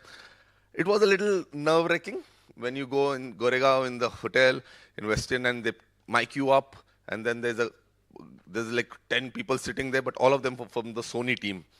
And for 45 minutes there was an interview. And I enjoyed that interview. It was more of a fun interview than specifically about my business. Because by now they had reduced from 80,000 entries to around 1,000. So all the 1,000 businesses were pretty decent. Now they're saying who are the right characters for TV. And I thought, and I was always a wannabe actor. For me, it was my lifetime opportunity. I always wanted to be on TV, but I didn't know Shark Tank would be that platform. I also, by the way, have gone for auditions of roadies. For all those who know what roadies is, I went for that as well. There are two things that I'm a wannabe, complete sucker for. One is to be on television, and the other one is to be a cricketer. So I play a lot of cricket. Tomorrow I have 2 matches, one in the morning, one in the afternoon, proper T20 matches. But I wanted to be an Indian cricketer, never happened. So now I'm like venting all of that. So yeah, so then that happened. Then I went back, they said, so now was the tricky part with Shark Tank. They said, if you are selected for the final TV round, you will receive a call. Otherwise, you are not going to receive a call. And I have met some people even now who are waiting for that call. 3 years back, it's a sad thing. But a month and a half, 2 months passed. When I left that room, I was really confident. I thought, ki, boss, ho gaya mera. I was very upbeat. But after a month and a half, I said, boss, there could be better people, for sure. And I think you're not going to make the cut this time. But then finally, one day, that call came. So every call that used to come from even an unknown number, I used to pick that call first and then the known numbers. And this was worse than waiting for a yes from a girlfriend. It was like, it was your life depended on it, yeah. So I was like, that call came and she said, hi Sairaj, I'm Dhanushka calling from Shark Tank India. You're selected to the final TV round. And I was like, andar se pura explode ho raha tha, but I was like, yes, thank you so much. That's really nice of you. And then I stopped the vehicle, I was driving, and that was a good moment. Then that real moment came, we went, so I'm very quickly telling you all about Shark Tank, okay? I went to Bombay, it was a 4-day shoot, and that was, yeah, Film City, KBC being shot there, dance India, dance there, and Shark Tank here. And you go on in front of the sharks, and there are like 35 cameras, there's so many people watching you. But one thing I always want to tell everyone is, yes, I'm one of those people who's confident on stage, and it's come over time, it's come because I've been talking since childhood, I love doing this. But even for someone who's not very confident, there are those defining moments in life when you have to take the plunge. If you get a stage like that, that's an opportunity of a lifetime. You're sure to have butterflies in your stomach, you're sure to be very intimidated, but you need to get past that and then take that opportunity of a lifetime. You need to believe in yourself, you need to believe in your instincts, and then do that. So that was what happened. For the first 3 minutes was a little nervous so if I don't know if how many of you have watched my pitch, but at first 3 minutes that was there was something I really wanted to crack. But the rest of it was then just a discussion like how we are having now. And like everyone asked me, how was it at Shark Tank? What happened after? I said, so I keep saying this. I had a life pre-Shark Tank and post-Shark Tank. Everything changes. It then just goes crazy. And then the tough part starts. How do you keep your feet firm on the ground? And I was very clear. First 2 months was fun. Wherever I walked, everyone recognized, they clicked pictures. Even today they do. And but those 2 months can really change your perspective of life. And that's when you need to realize that, boss, all of this will come and go very quickly. And for post that, it is how you leverage it. So I've got, as seen on Shark Tank, that tag, or I've got that tag for life. Now it depends on how we leverage it with our marketing, with our branding, how we use that effectively to accentuate the brand. And that's the most important thing. So unfortunately, I didn't take the deal. Fortunately or unfortunately, I came out and I didn't take the deal. So I'm still bootstrapped. I own 100% of my company even today. And it's a very tough thing. It's like, swimming underwater with hard currents. You come out, take a deep breath, go back in.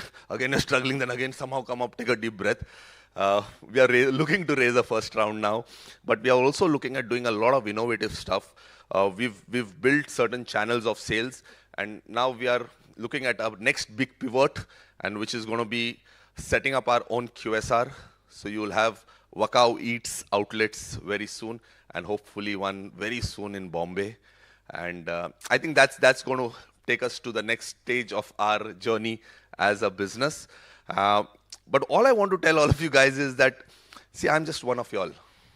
I'm just one of y'all. And it's not that I've done something great or something out of this world. It's something normal. It's something that each one of you can do. It is, all of us have unlimited potential.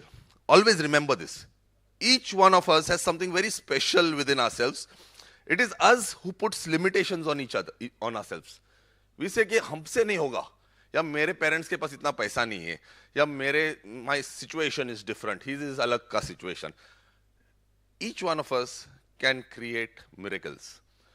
We need to get out of that mindset. We love, you've seen an aquarium where the small fishes play with each other and they live all their life there. They eat whatever is thrown at them, and one day they die, someone picks them up and throws them out. And we end up living a life like that. But the day you move out of that aquarium and jump into the ocean, you taste blood. You realize that the opportunities are unbelievable.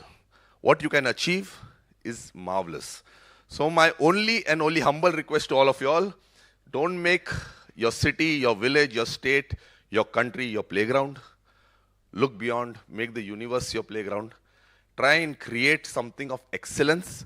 Don't chase success. Try and create something which is excellent, which will add value to the lives of your consumers, which people will love. Success will come chasing you. You'll definitely get rich, you'll get famous, you'll get all of those things. But create a purpose-driven business. Create something that has value, and that will help you in life. I think that my 15 minutes are up. Yeah. Thank you so much. Thank you for having me. It was a pleasure.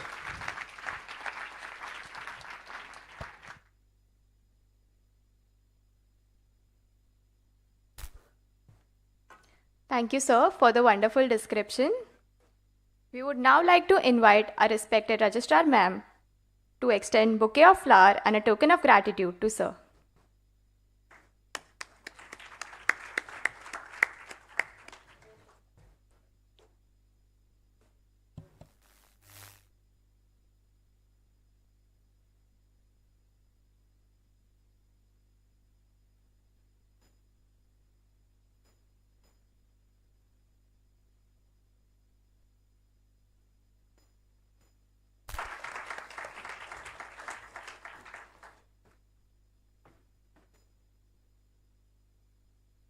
Thank you, ma'am and sir.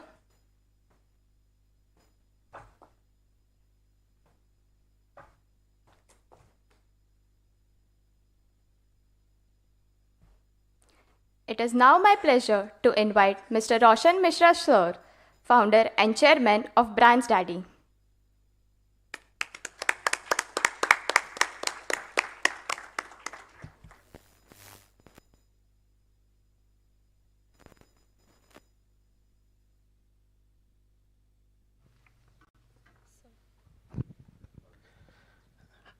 Hi, good morning. Firstly, it's a surprise because I got to know that I and Sairaj are going to be doing a panel discussion. But Sairaj, happy journey. Thank you. Sorry. But then this is a sweet surprise that I need to take a stage by my own self. So may not be a motivational speaker, but I'll be really an honest speaker for sure. Before I start, I want to title myself because I was not prepared for giving an independent speech or even sharing my journey. So it comes to a surprise to me. So I was thinking all of a sudden, what do I speak and what do I share about myself? Firstly, it's a time of social media, time of digital India. You get to know about anyone very quickly, what they are on stage or behind the stage. So in this time of this era, as I told you that I want to be a speaker, but an honest speaker. So I want to title my journey in a Made in Slum to Shark Tank India. Yes. Made in slum, why? Because I've been brought up in Mumbai. There's a chawl in Sandago used to walk Dhobi Ghat. From there, seeing my journey, seeing my everyday journey to be better, to come out of this area, or come out of this lifestyle, and which I was seeing in schools, colleges. So I wanted to be best of myself and to give best to myself. And I was the only son, so my father was in textile industry. So always being an opportunity to do something which nobody or no one else have done in my family. What? That come out of the slum, come out of the struggle of daily life. But the journey which I have learned in the slum or in that area was the best journey of my life. Why? If something we never used to get as per ourselves, we never used to get so sad. We used to think, oh, chalo, kal milega, parso milega. We also need to be hope for another day. And then when I started my journey of a job, and there I have met people. It's the same story which I'll tell you in some time, that when I was a colleague in working in an organization, there are colleagues who are coming from a vast experience, from a top-notch college of Mumbai, a better dressing sense, a better vocabularies and other things. So I was to feel very, backstage or like taken aback in compared to them. But one of my boss, Mr. Anand Kulkarni, one day he understood my problem and he told me, Roshan, why don't you come and join me for lunch? I said, okay, boss. I followed him for the lunch, and then that boss, he have given me one mantra that helped me to be here on this stage. The mantra was very simple. Roshan, don't think about what. Just think about yourself, what you want to achieve yourself. If you keep bothering about others or what you are not having currently, or you are you're not getting as per yourself, that will not let you go where you want to go, where you want to reach in life. So stop and start ignoring everything what you feel that you are not capable at this point of time. Think that how do I be better of that things. And in the same journey I have learned and I have come upward in life. And I was the best employee. I have worked in 3 companies from Bharti AXA, Tata AIG and Morgan Stanley in Vietnam. I was handling Vietnam. Then I came back for good. I came back and I was doing good in life. I made money and I wanted to start something of my own. In 2013, I started my entrepreneurship journey and started Brands Daddy. Brands Daddy doesn't mean a brand of all, daddy of all brands. It means very simple that in my entire life, I have seen my father. I'm back to the square one. What do I do in? So that time it was a New Year time, which everyone was about to hit a New Year journey. Then I saw Kamla Mill fire incident happen in. Kamla Mill fire incident happened, and that changed my life. Why do I believe a lot in God? Because sometime when nobody gives you a way out, God gives you a way. So that same time, I was very depressed and sad. I wanted to celebrate New Year, and then I saw Kamla Mill and saw this was the best restaurant, because I've been many times therein. So I said, the best restaurant in Mumbai, who charge you like a bomb, and then you don't have your life safety. The one family went, a group of people went to celebrate a birthday, and they lost 7 to 9 lives therein. The best restaurant. Then I understood the gap. The gap is very simple, which is existing now also. And the gap is which we have to fight fire. It is a traditional 210-year-old invention did in UK. That is a gas cylinder, or fire extinguisher cylinders. That is like nobody can know how to operate it. Even you buy it, you keep it, but sometimes try to use it, you're not able to use it. Even if you know to use it, you don't have that strength to go in and face the fire heat at the time of fire and go and use the extinguisher. Then I thought, why don't I make something like A, B, C, D? Anybody can douse fire. That was my theme. And we started working on it. And then I did a lot of Google, and I also understood this is a problem. If I'm able to solve this problem better than anyone else, and there's a huge gap in the market, nobody else is doing in that area, so I may really able to solve some problem. And then we did a survey. We got a fire extinguisher ball. We first started with fire extinguisher ball. And then after that journey, we never look back. Today, ICICI Lombard has made my product mandatory pan-India. If you buy fire insurance, the selling in. But then we did a good journey. And then here the twist comes in. I goes to Shark Tank. When I went to Shark Tank, the Shark Tank journey also very hilarious. I stay in Mindspace. So my home balcony have facing Sony head office. So I used to see day night and I should rehearse my pitch and say कि यार अभी यहाँ से वहाँ आना है, kind of guy. It is very filmy story of mine. And then we used to meet every Shark Tank Sony guy downstairs of my building. They come for chai and all that. I used to say, भाई मैं edit हो गया क्या? मेरा episode, because what the twist in Shark Tank, once you go on the stage, it's not guaranteed you will be on air. On air, see, Shark are there to give you money to make their money. Sony is there to make their TRP. And then the creative teams look their benefit, what they want. That's why you may not find that some stories which are there, they also untold sometime. So then after that Shark Tank journey, my episode was aired in the first week only. And that I got IMDb rating of 8.8. I was like, that line, Fatega Bam Bujhegi yaar. That line made me reach to Mr. Amit Shah in person. And we have done the new parliament building, been done auto fireproof by Brands Daddy. BSF is a vendor, IOCL is a vendor, everyone is our vendor today. So Amit Shah again, he's really a mota bhai, who made me mota, not only physically but also financially.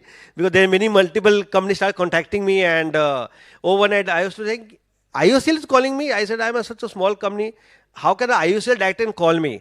Then he said, you will get a call from KPMG. I'm like, KPMG, what is doing in IOCL? Then I got to know all big PSUs, they have some certain like Deolite or KPMG who do vendor onboarding.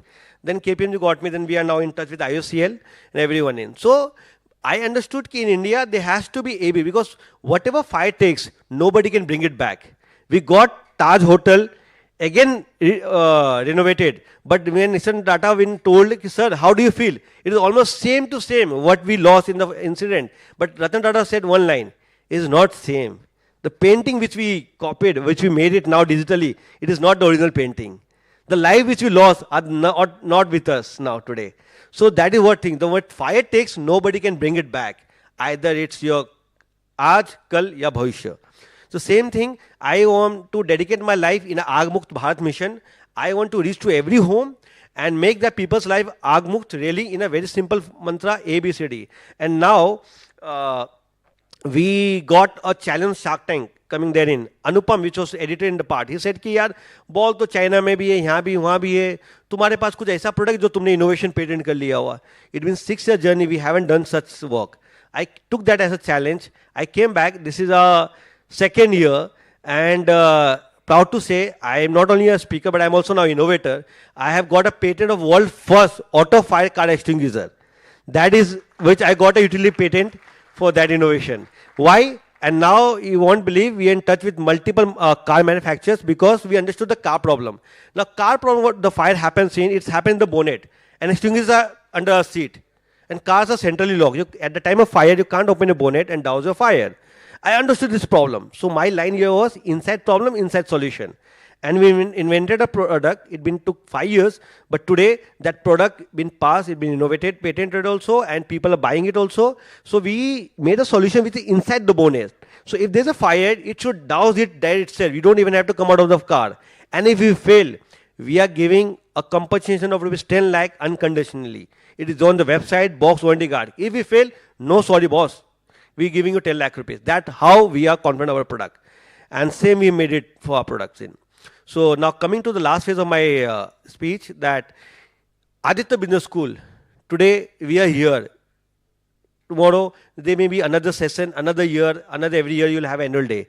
So what should make you enter Aditya Business School famous or talk of the town? When next Aditya Business School this event happens in, there should be few participants at least who should go in Shark Tank present in. Because just listening here in and then going back or following on Insta or LinkedIn, that will not help you. We are there always with you. Please ask a question if you want some way out, some solution, some advices. We are there, always available in. But try to be present at Aditya Business School in Shark Tank Season 4. Now they are open for college students also. As Sairaj said, same thing. You will have the journey. You will have a journey which will change your life. Secondly, once even one guy go from, and best part about yours, I'll let to tell you about, in Shark Tank, we say ना कि अगर IIT में admission हो जाएगा ना, life तो set है मेरा.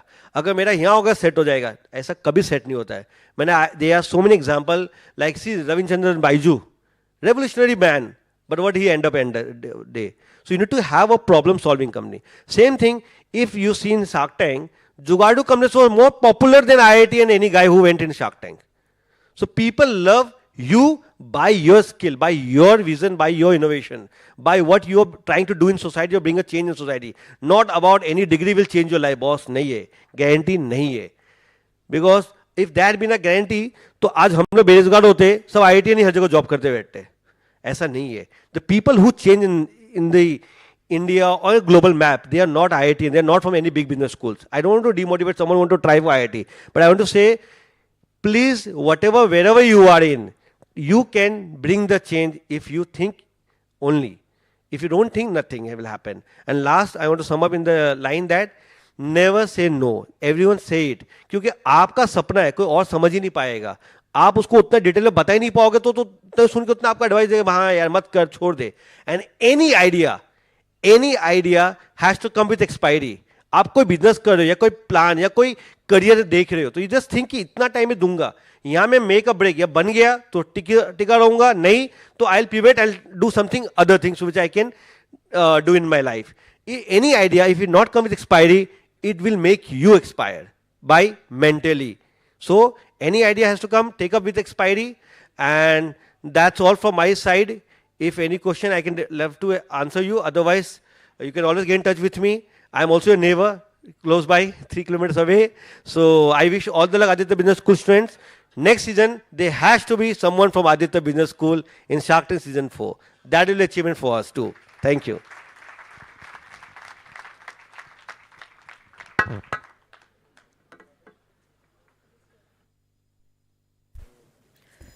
Thank you, sir, for the wonderful description. We would now like to invite our respected registrar, ma'am, to extend a bouquet of flowers and a token of gratitude to sir.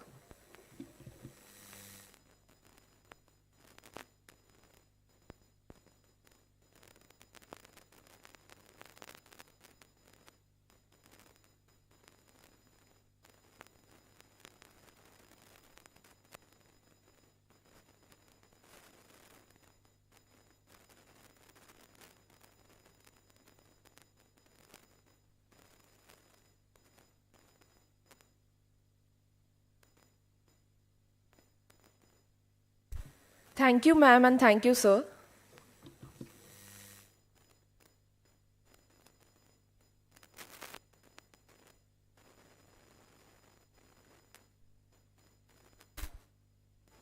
We also have some aspiring entrepreneurs amongst us. So next up, we would like to call upon the students from the MCA department for a presentation. Let's welcome them with a huge round of applause.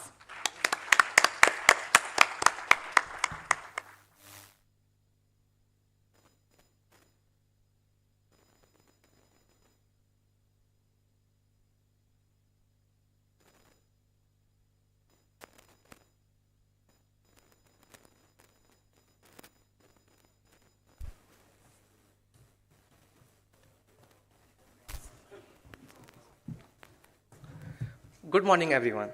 It's been a pleasure to be here today to tell you about an emerging technology that will change the way how the business works.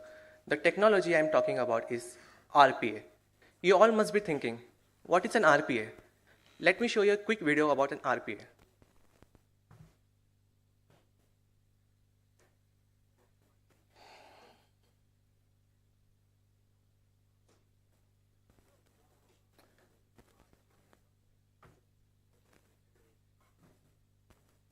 Sorry for the volume.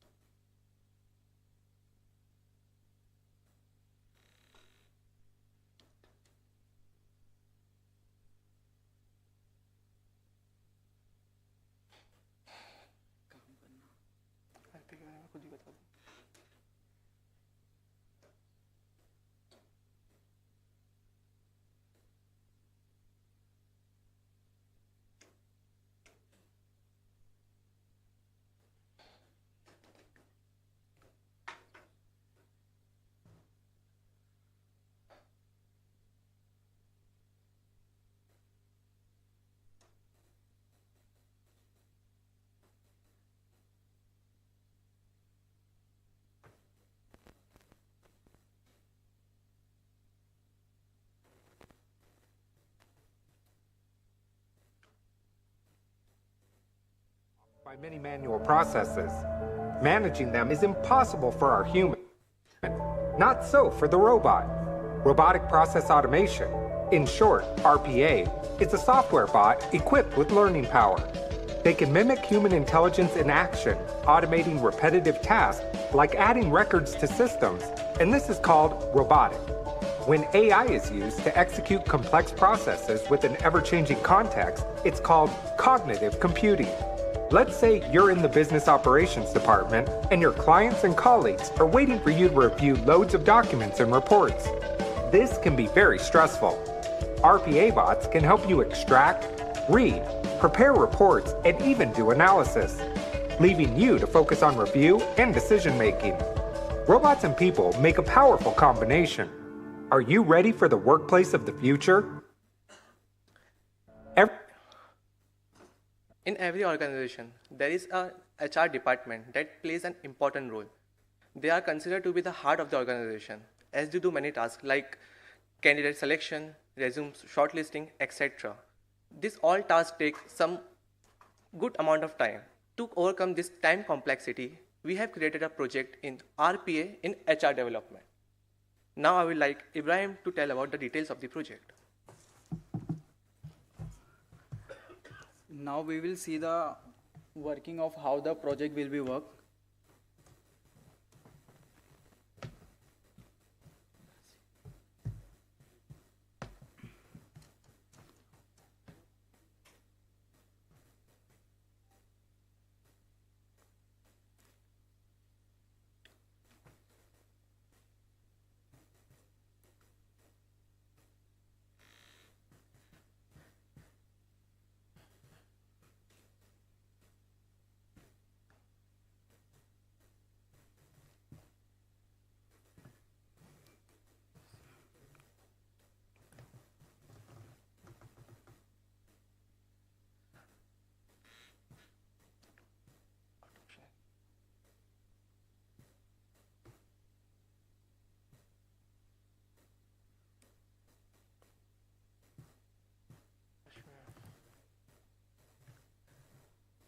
In offer letter module, the bot will first download the Excel file and then open it.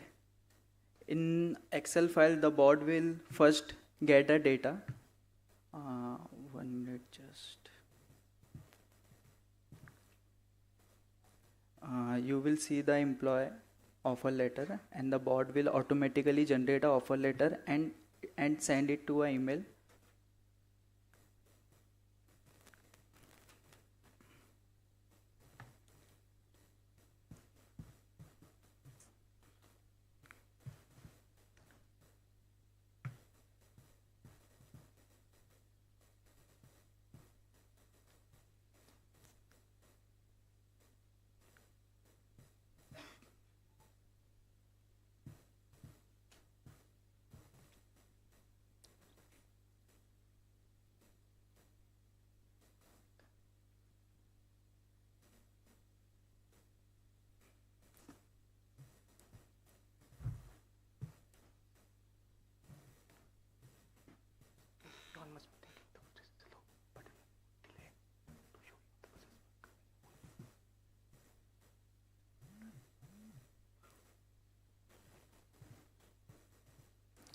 You all must be thinking that the process is slow, but we have put it delay in the process so that we can show you how the process of our work is working. So you don't get any misconception like they have already made it or something. The process is ongoing so that we have put a delay.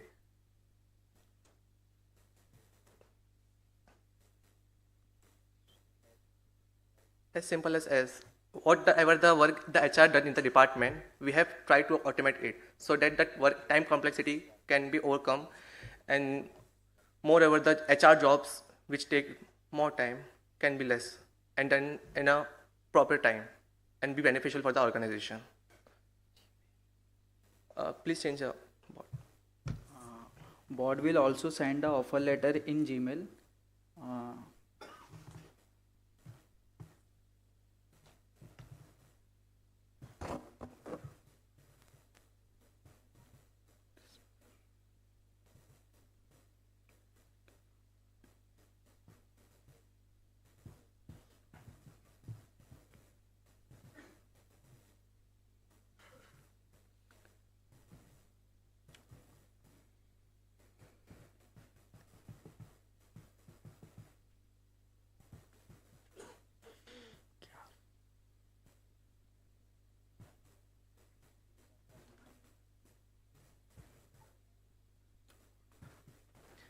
This process just look like a boring process, all of you must be thinking. But whenever this will full-fledged run, it will automatic in the quick second. There is will be no delay in it. So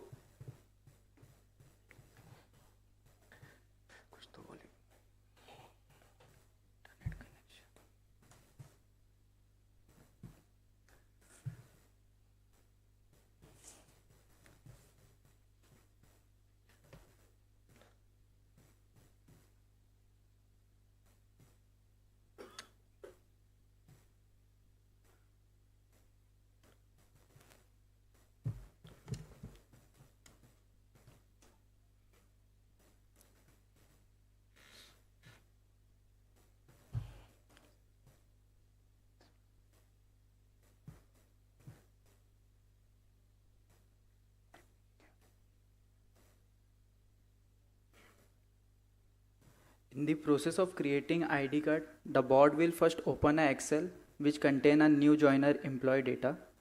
The board will first fill all the ID card creating data and then send it to a mail.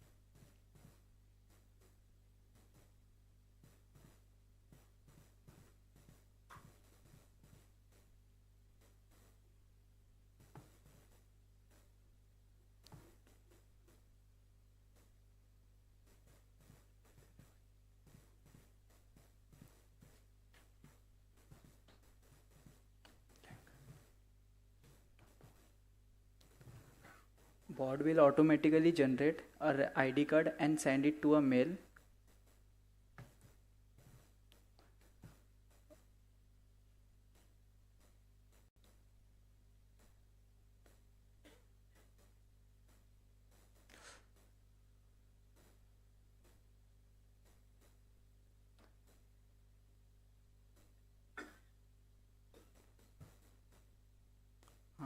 Yasin, salary slip.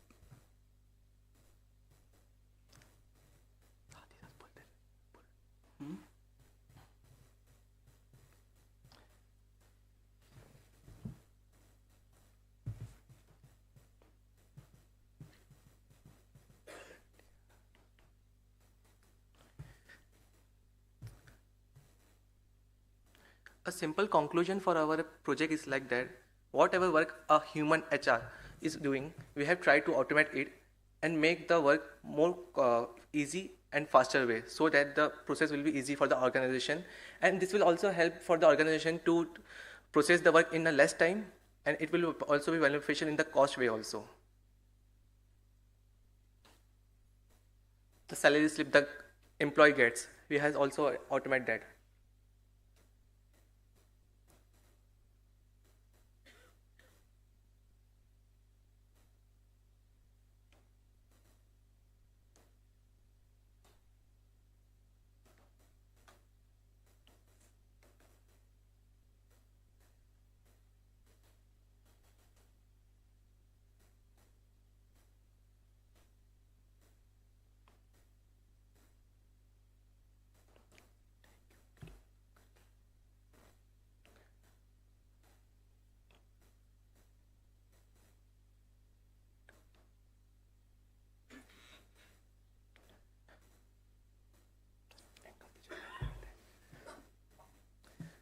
As we are proceeding toward advancement in technology and robotics, we have tried our best to create a project to simplify the work of the organization. And sorry for the today delays of the project, it's from our side. But we will make sure that when the final outcome will be for the organization, when we create for the organization, there will be no delay and there will be no network issues for it. Thank you so much for your. Can I ask you one question? Yeah, sure, sir. What's your good name? Rehan Sheikh. Rehan. First of all, I appreciate your effort, we all. Thank and you I so know your BP is going high, heartbeat is shooting to the next level, and you are into a firefighting mood.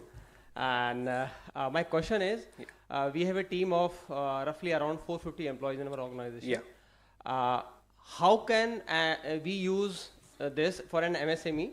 We have 3 HR, one is for pure hiring, one is for salary and all this admin work, and one is for, yesterday there was a Women's Day, some holy celebration. So basically in terms of culture building, not only events, culture building. So what you will suggest to a company like me, wherein we have employees of strength of 450 across the country, and how it will help us to save money and save cost and be more efficient? If you can just answer. And HR take all this time a lot. If we get a proper database of the employees and the data, this will all automatically. See, currently, my accounts ka banda and my HR, they roughly take around 2 days to process the salary. Yeah. Attendance and kisne half day liya, full day liya, somebody was on leave, somebody was on sandwich leave. So they calculate all those stuff. It takes roughly around 2 days to process the salary. If you use this system in its full capacity, what is your take that how much time it will save for us? Sir hardly 1 hour लेगा ये पूरा bot आपका create करने के लिए. अभी HR क्या करता है, जैसे सैलरी अगर उसको सैलरी स्लिप जनरेट करना है तो सबसे पहला जाएगा, वो देखेगा कि उसका कितना लीव है, किस चीज़ के लिए लीव है, वो पेड लीव है या अनपेड लीव है, एंड देन उसके बाद उसका सैलरी स्लिप क्रिएट करेगा. तो बेसिकली इसमें भी वैसे ही हो रहा है. हमने सारे डेटा को एक जगह पुट किया है, क्योंकि एचआर भी सबसे पहला उसका काम क्या रहता है, वो सारे डेटा को एक जगह पुट करता है एंड देन उसके बाद वो सैलरी स्लिप क्रिएट करता है. अभी हमने हमारे प्रोसेस में डिले यूज़ किया था, इसीलिए हमने डिले यूज़ किया ताकि आपको शो हो. अगर मैं इसमें डिले यूज़ नहीं किया तो विद इन 30 सेकेंड या 100 ऑफर लेटर जनरेट करके सेंड कर देगा. अगर थैंक यू. अभी सर जैसा आईडी कार्ड है तो इसमें भी बहुत सारी चीज़ें हमने यूज़ किया है. अभी न्यू जॉइनर को बहुत प्रॉब्लम्स होती है, वो आईडी कार्ड जनरेट नहीं होता, उन लोग का डिले हो जाता है. तो हमने इसीलिए इसको ऑटोमेट किया है ताकि एचआर का जो वर्कलोड है वो ये इन सारे रेपिटेटिव टास्क के अलावा भी कोई दूसरे काम में फोकस करे. जैसा डिसीजन मेकिंग, एचआर हार्ट होता है एक कंपनी का, तो इसीलिए हमने इसको ऑटोमेट किया ताकि ये रेपिटेटिव टास्क को हैंडल कर पाए और डिसीजन मेकिंग में प्रोसेस कर पाए.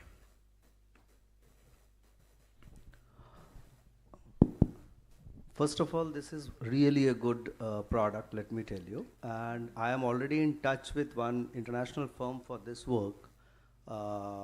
And trust me, there is a big market for MSME and SME. So I'm not going to ask you the question. The only thing is there is a big market for this. You only have to work on the pricing, and your back-end IT, you guys are the better, because we are working with a product where I am offering that in a SaaS model. The whole HR, the whole branding, the whole communication, and the whole part of the finance are now going to be outsourced, where MSME and SME can come on board and take all those services. So this service is very good. Just keep it up and work on the good pricing. There is a market for this. Thank you so much, sir.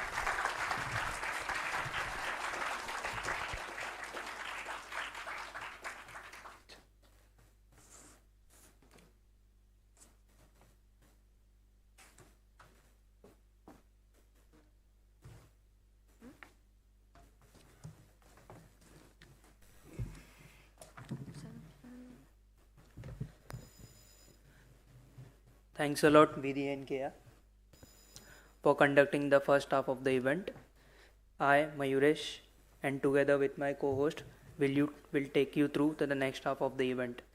We are extremely keen on listening to the dynamic, talented, and versatile group of speakers who will be sitting together for the panel discussion of developing an innovative mindset in future entrepreneurs. So I request Dean Ma'am to kindly grace the stage and start the panel discussion.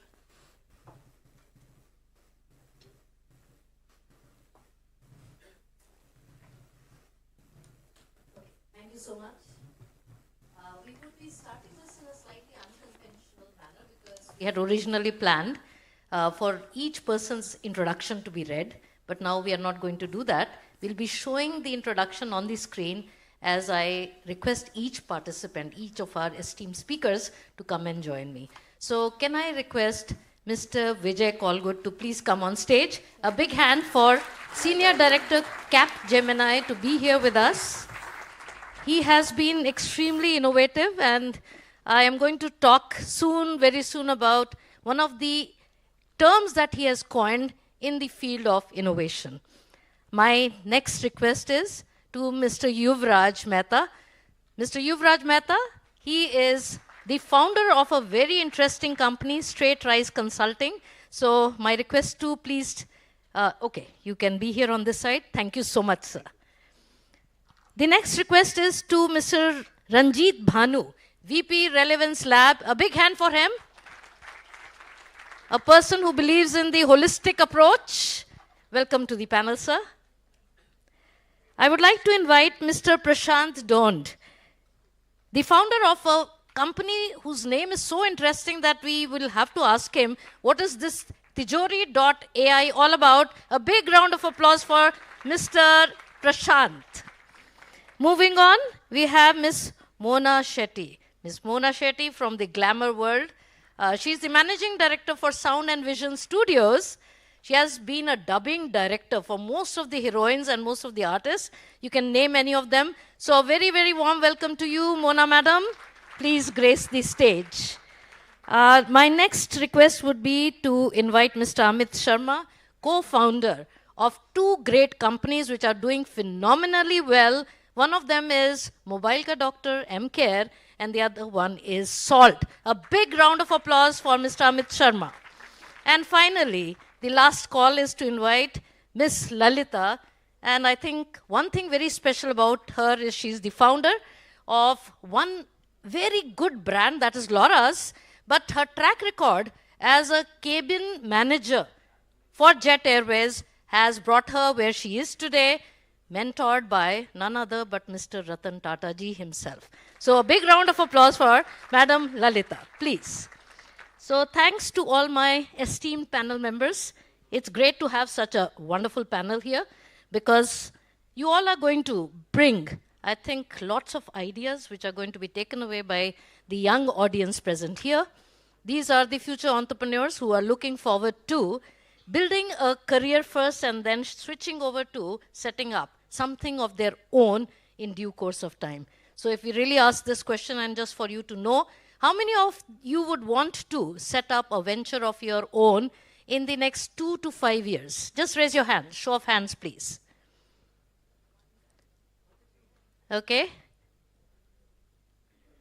1, 2. Raise your hands a little higher so that we can see you. I can see you, Nidhi. Would you like to stand up, please? That would make you a little more visible. Okay, a big round of applause for these guys who are willing to take up the risk. Thank you so much. Please be seated. So that's the audience for us. The others are going to possibly get inspired by all these panel members that we have here, because the topic that we are going to address is developing an innovative mindset for becoming a future entrepreneur. And to begin with, the opening remarks that I'm going to solicit from all my co-panelists would be, what is it that we think of as this term innovative mindset? Because personally and professionally, it could have a different connotation.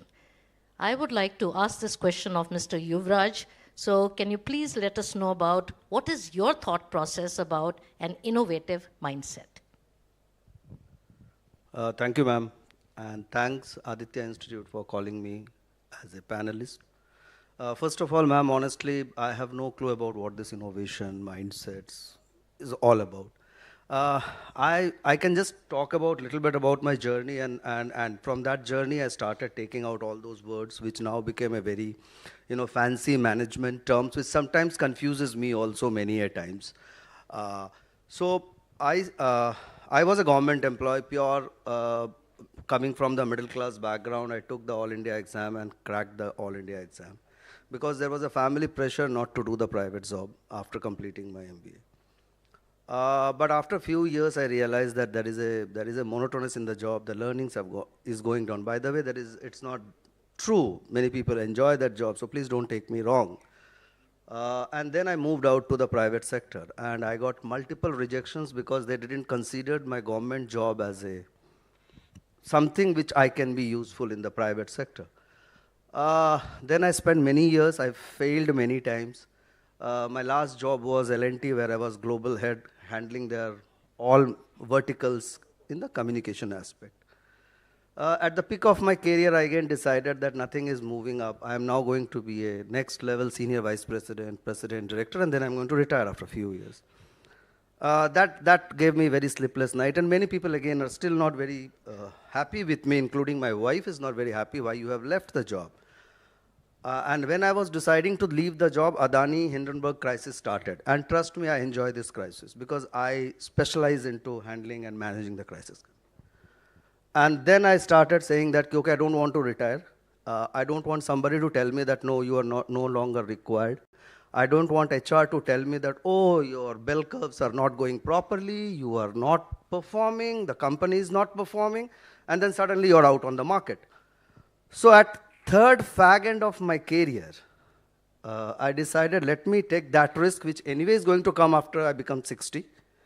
Society starts looking at me, ki aap kuch kaam ke nahi ho. And I jumped into this. The company called StrateRise is very simple. I will give the strategy which will make you rise. I will protect your company because I have worked with Ambanis, I have worked with GM Raos, I have worked with Mr. Nayak. And to tell all of you, he was kind enough to be my mentor for this company. Mr. Nayak has never mentored any company. So that gave me the courage. Now few things, just 2 or 3 things that I learned is, I'm always curious to learn. I'm always curious to take risk. I'm open to fail. I have failed more than 10, 15 times. I have been kicked out of the boardrooms many a times. I have also been called in the boardrooms to say that I am the part of that committee because communication as a subject in India is less understood, widely spoken. And that gave me the opportunity to tell the company that, look, if you don't integrate communication into your entrepreneurial journey or even in your job, you are at a risk, even if you are Adani, Ambanis, or anybody. Otherwise, Hindenburg crisis or Mindtree takeover crisis, which I was the part of, and now that is the part of the IIM case study, would have been handled in a better way. So that gave me the kick to, and all those innovation, curiosity, creativity, all those automatically keeps coming. The only thing is you should protect yourself first. That was really brilliant. A big round of applause for what he has said. I think when you said that you don't understand the meaning of this word, I quite disagree now because what you have actually expressed is the real meaning, the true meaning of this word. An innovative mindset actually means a way of thinking, which is characterized by curiosity, characterized by creativity, and out-of-the-box thinking with the will and the desire to break conventions. And I think your journey reveals that you have broken down conventions, you have never stuck to the style being used by the others, and now you are in such a good position that you are able to guide the other companies in order to rise. So all the best for that venture, sir, and that was really very, very helpful. I would now like to turn my attention to a very senior member from Capgemini, a company which is an aspirational brand for many of us. I would like, sir, to highlight his way of looking at this word, innovative mindset. So, Mr. Vijay Kaulgud, sir.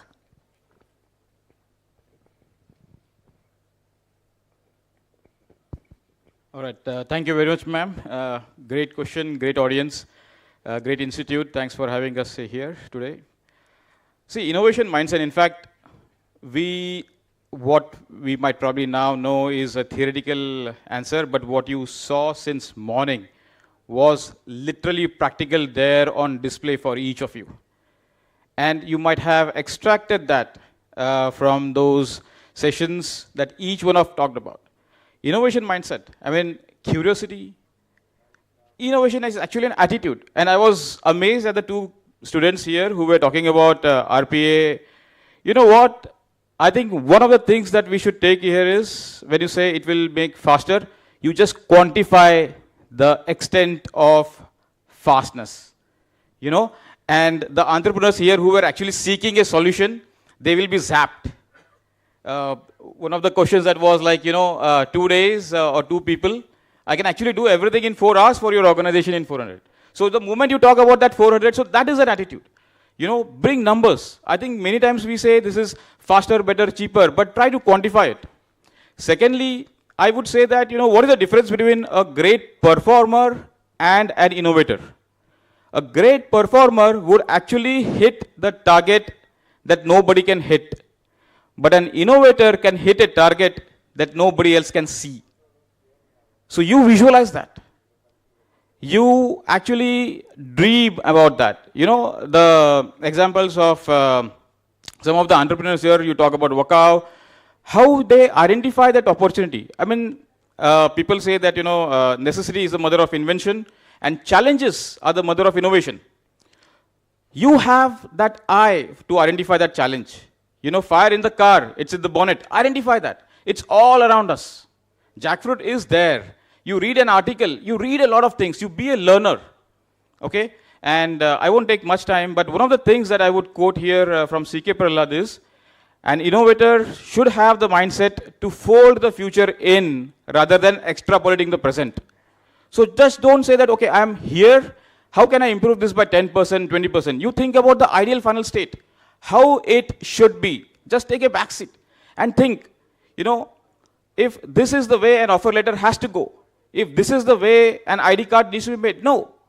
Don't think about, if I have to travel and the car has to be more efficient, there could be a new technology coming altogether. Air taxis could change the way you are doing things. One of the things that you talk about robotizing is also ESOR, we typically talk about as eliminate all the non-value adding activities, standardize it, optimize it, automate it and robotize it. And post-robotizing, you also don't stop there, transform it. So have that, be curious, stay hungry, stay foolish is what I would say to the innovators there. I hope it helps. Oh, that's really wonderful, Mr. Vijay. I think he has highlighted the significance of imagination. Creativity backed with imagination, and I think the biggest power, he says, is that it is an attitude. So it comes as a habit, and you have to have it as a part of your DNA if you really want to succeed. I'm extremely thankful to Mr. Vijay, Mr. Amit Sharma, Mr. Yuvraj for encouraging our students. A big round of applause to all three of them for the encouragement that they have shown to the MCA students. Can we hear it a little more now, please? That was really, really inspiring. I would now like to move on to Mr. Prashant. Mr. Prashant, he has such a wonderful name behind him of a creation. He is the founder of Tijori.ai. Can we know something about that before you tell us about an innovative mindset, please? I think we all, when we think of Tijori, what do we think? Paisa, cash, property, land. But I think our real Tijori today is really much more than that. So for example, there are 40 relatives which I have in Mumbai. And like post me, I am not in this world, I am in some other world probably.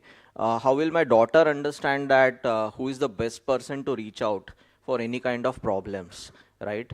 Or sometimes we see that there are wheels and all of the world, but when a person is not around, families are not around aware about his assets, liabilities. So that's a 88,000 plus crore problem in India. And it's not about money. For a 50,000 rupees in a bank account of a poor person, it can be his child's education for a year. It could be his food ration for a year. So that's the problem Tijori is trying to solve. And it's not just about cash and money, but it's about relationships. It's your family, business secrets. It's about pets. Like if I have 4 dogs today and if I'm not around, who will take care of them? Have I arranged for some NGO? So that's all about Tijori. So we are trying to provide a 360-degree solution for securing your family legacy. Yeah, and I request all of you to just go back home and ask your father and mother, have you documented it? Not in Tijori, but do document in your paper or a diary. Thanks. Oh, brilliant. Really brilliant. Thank you so much for that. The next speaker for us is going to be Mr. Ranjith. We had the good fortune of having him visit the Institute just a few days ago when he was talking about the significance of communication and soft skills, particularly for experts who are technical experts, and he went and talked to the MCA students for a little while. So his entire expertise is in terms of developing a holistic personality.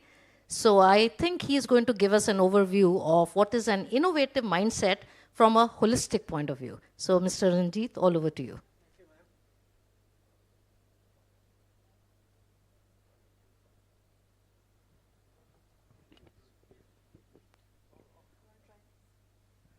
Yeah, I'll try this. Okay. Thank you, ma'am. Thanks for having me here, and thanks Aditya Institute for calling me in as your panel speaker. You know what, I'll make it extremely short and simple here. So for me, it's about how hungry are you to learn new things in life, right? Every day is new thing, every day something new happens. Would you want to be a machine which kind of learns day in and day out? So that's one thing. I mean, you have to be a learning machine day in and day out. There is no way you can say, you know what, I've done enough, I've learned enough. Right? So that's one important thing that I want to kind of highlight here. The second is with regards to holistic thinking, and which is my favorite topic, right? Which is to say, you know what, today's problem that we see in real life cannot be solved by just one linear thinking, right? It's just that an engineer cannot solve a simple problem, right? If you're a person who has a holistic approach to a problem solving, whether I would say, be it the people factor, be it the technology factor, be it the engineering factor, you need to have a complex range of information and understanding to solve today's problem. That's what I would believe in. Third thing that I really kind of focus on is the first principles, right? Which is to say, if given a problem, do you have the ability to kind of break it down to the bare minimal problem statements, which cannot be broken down even further? Because it's like saying, you know what, if you're given a machine, can you kind of remove it altogether and kind of reassemble it to its glory? Now, when you reassemble it, you realize what are the new things that you can build on top of it, right? So which is to say, can you break down the problems to the bare minimum possible, which cannot be further broken down? So three things that I would kind of want to kind of keep highlight is, make sure you develop a holistic thinking, which is having understanding of varied topics, varied information, and process that information. Second is, you probably build on first principles, which is to say, can you break down the problems to the bare minimum areas? And obviously third, needless to say, it's more of implementation, right? No matter what you read, what you do you have the ability to implement it? Implementation is the key at the end of it, and I'm sure all the speakers that we have seen since morning, the one thing they harp on is implementation, right? If you implement, you fail, fail, maybe you will succeed, but that's the whole point. I mean, you can't, I mean, I can read all day long, but if I'm not implementing it, it's not of no use. I can just be speaker, that's it, right? You can't really be an entrepreneur, you can't really be an inventor as such. So that's how I would probably consider it as a mindset of an innovative mindset. Be a learning machine. It's at the bottom line, it's what that is. Extremely perfectly said, I would say. A big hand for him. On the occasion of Women's Day, we have two powerful women here sharing the stage with me right now. The first one, the Managing Director of Sound and Vision Studios. You may wonder, what could this studio be doing? At a very early age, she was able to take the reins of this company, and she has turned it out into a successful venture. So Mona madam, my question to you is, can you tell us something about what you do? Sure. Quick disclaimer though, once you hand a microphone to a voice actor, you've had it. But yeah, I mean, I started out as a voice actor, and my mother, who had a day job in tourism, used to moonlight as a singer, voiceover, and a copywriter. And somewhere along the way, she was called upon to direct the Hindi dub of Jurassic Park in '93. And she was still in her day job, so I used to come home from college and help the Hindi writer understand what the English dialogues actually meant and how to adapt them into Hindi.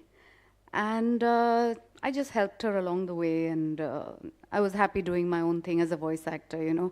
There's always more glamour in being talent than there is in being, you know, behind the scenes. And then, so I think I'm the misfit on this panel because I'm an accidental entrepreneur. We didn't plan to be in business. I mean, just because of the success of Jurassic Park, which at the time, I mean, I'll give you context to from where we've come and where we've come to. At the time, language versions had only 5% of Indian box office for Jurassic Park. Today, language versions like, you know, the Marvel films, etc., they have 60 to 70% box office, the language versions themselves, Hindi, Tamil, Telugu versions, dubbed versions of feature films. And it just grew from it just went from one to the next. I'd be helping her out. And to the point where finally we had to set up a company. We had to learn to do business the right way. So I think for us, every day has been innovation. I mean, and I think when you talk about innovation and mindset, I think it's all about just having a positive outlook, a never say no attitude, and never say die attitude. From being completely solution oriented, I got to do this, just figure it out, you know. And I mean, what do you say on a panel where everyone said what needed to be said, you know, like, you always got to stay hungry and stay foolish. I mean, all my life, it's always been earn or learn. Like you were saying, you know, you can't never stop learning. And even today, we've come so far in our 30-year journey of being now. I mean, it's become an industry. It's the localization industry that we belong to. You localize products for your audiences. Even today, we are learning every day how to be more efficient, how to be more professional.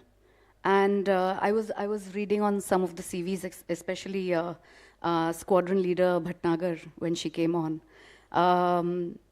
There are 3 words I read on her CV which are irreplaceable, I think, in any of our lives, which is hard work, resilience, commitment. And if I may go one step further, it's commitment to excellence, which really makes you innovate and take that one step further to be a cut above the rest and figure how you can position yourself in a way to be in everyone's eye and to be relevant.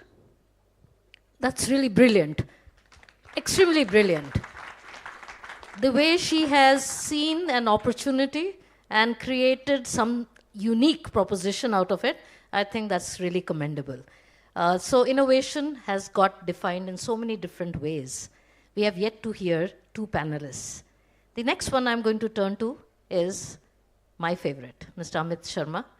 Mr. Amit Sharma, his case study has got published in many journals about the company that he has co-founded, M-Care, Mobile Ka Doctor, and Salt. So Amit, to begin with, and I think I can call you by your first name, right?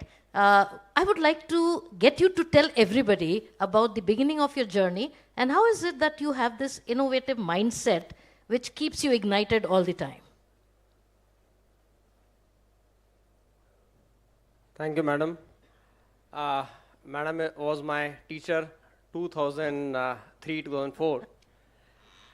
First, I would like to really to all of you to bring one notice to one thing.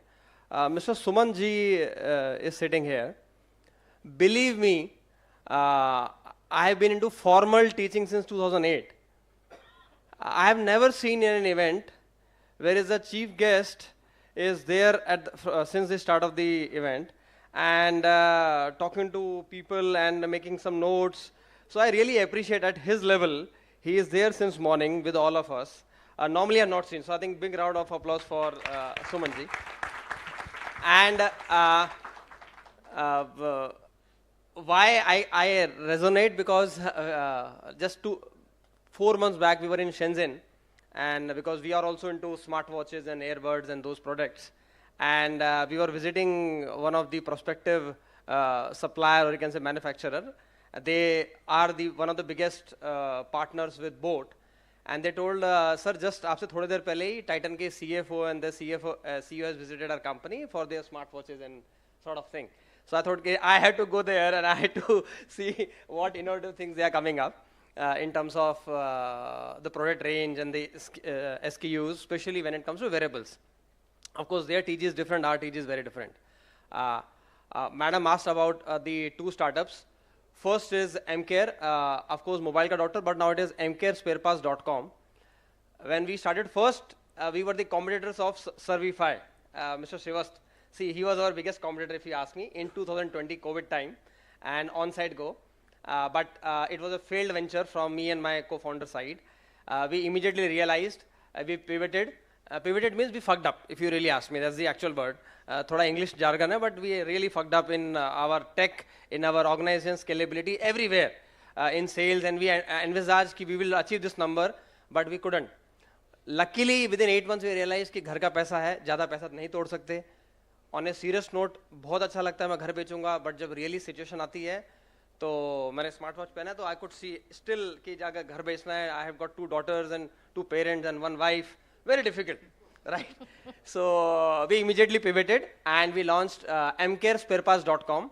It is the second company in the country to sell mobile-related parts, which is related to your display, batteries, back panel, all the parts. So we have got more than 28,000 SKUs on our website listed. Then we started Salt. Salt is into wearables. First we started with the smartwatch, earbuds, and now we launched around 13 SKUs in last 3 months. Now when Madam asked about innovative mindset, I have got 2 theories here. First theory is applicable to you.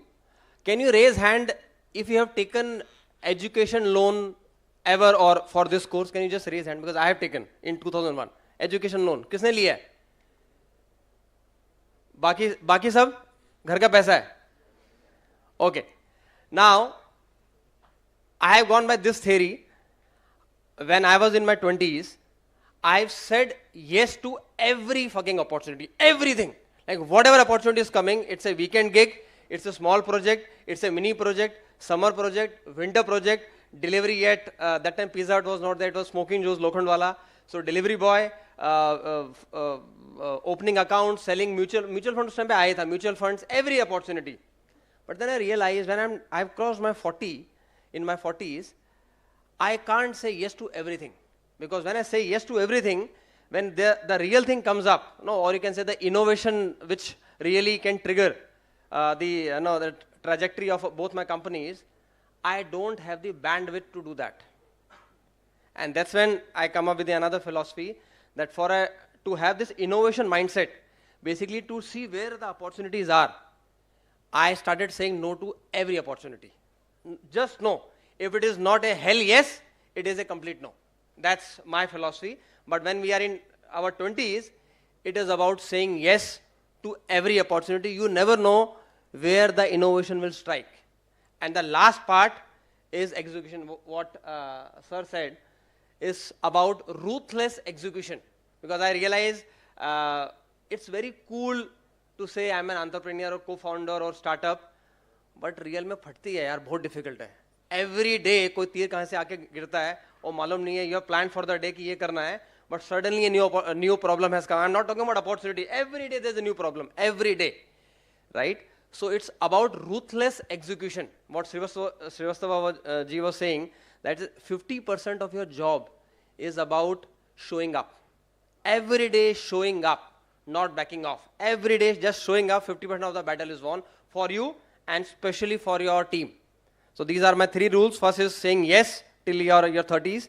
Second is to say no when you're touching your 40s, no to everything unless until it is a hell yes. And third is ruthless execution. Thank you. Thank you so much, Amit. That is really going to be very useful. How did you get this picture with Amitabh Bachchan, which you had put up on LinkedIn? How did you manage that? This is, through a contact. Of course, my brother-in-law, whenever he comes to India, he goes to his house and he meets up. Because, not some relation, he has done so many things for Amitabh Bachchan since last 20 years. So when Amitabh Bachchan, Amitabh ji is visiting San Francisco, he will visit his house. So he came to India and I told कि my real brother-in-law, तो मैंने कहा मैंने दहेज में कुछ नहीं लिया, but मुझे ये चाहिए, मेरे ब्रांडिंग के साथ मेरे को उनसे मिलना है. And he was very gracious. Holi का टाइम था, I think उनका एक्सीडेंट हुआ था हैदराबाद में, but still he told कि come and मैं सॉल्ट का थोड़ा ट्राई किया था, सॉल्ट का टी शर्ट पहन के जाओ, वहाँ पे उनकी सेक्रेटरी ने बोला कि ये टी शर्ट निकाल दो आप, but सॉल्ट के प्रोडक्ट से. And he was very gracious enough to click the photograph. And I told कि सर थोड़ा मैं यूज़ करूँगा, टीवी वगैरह पे नहीं यूज़ करूँगा, बट मेरे डिस्ट्रीब्यूटर पार्टनर्स हैं, चैनल पार्टनर्स वहाँ पर यूज़ करूँगा. तो he was like यहाँ ठीक है. So and I think very thoughtful and gracious of him to give me this opportunity. Right. Thank you so much for that. So from one legend to the next legend, and this time it's a visionary legend, Mr. Ratan Tata. And to be mentored by a person of that stature, I think we are privileged to have Lalita with us.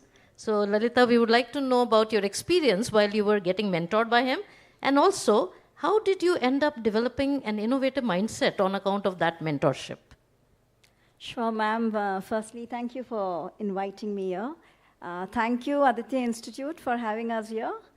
So I was looking through your vision on the website. I think you already aligned very much to being the epitome of innovation and learning. Yeah, so I was just looking at that. So great, you're already on track. In terms of my end, what I would probably say, foster curiosity. And why do I say that? You know, I was on my way out. I was a flight attendant, and I had to put in my papers because I lost my father. And I had a daughter who was less than 2 years old. And to my surprise, I had Mr. Ratan Tata. I had never, ever flown him. But look at my luck. My second last flight, and I had this man. And what do you think happens? I just requested him, being the senior cabin manager in that plane that very day. I requested him, I said, sir, we are on a London-Mumbai flight. It's a 9-hour flight. I just request you to give me 5 minutes of your time, if you could just guide me, considering your experience, your caliber, the kind of background you come from. I would just appreciate 5 minutes of your time.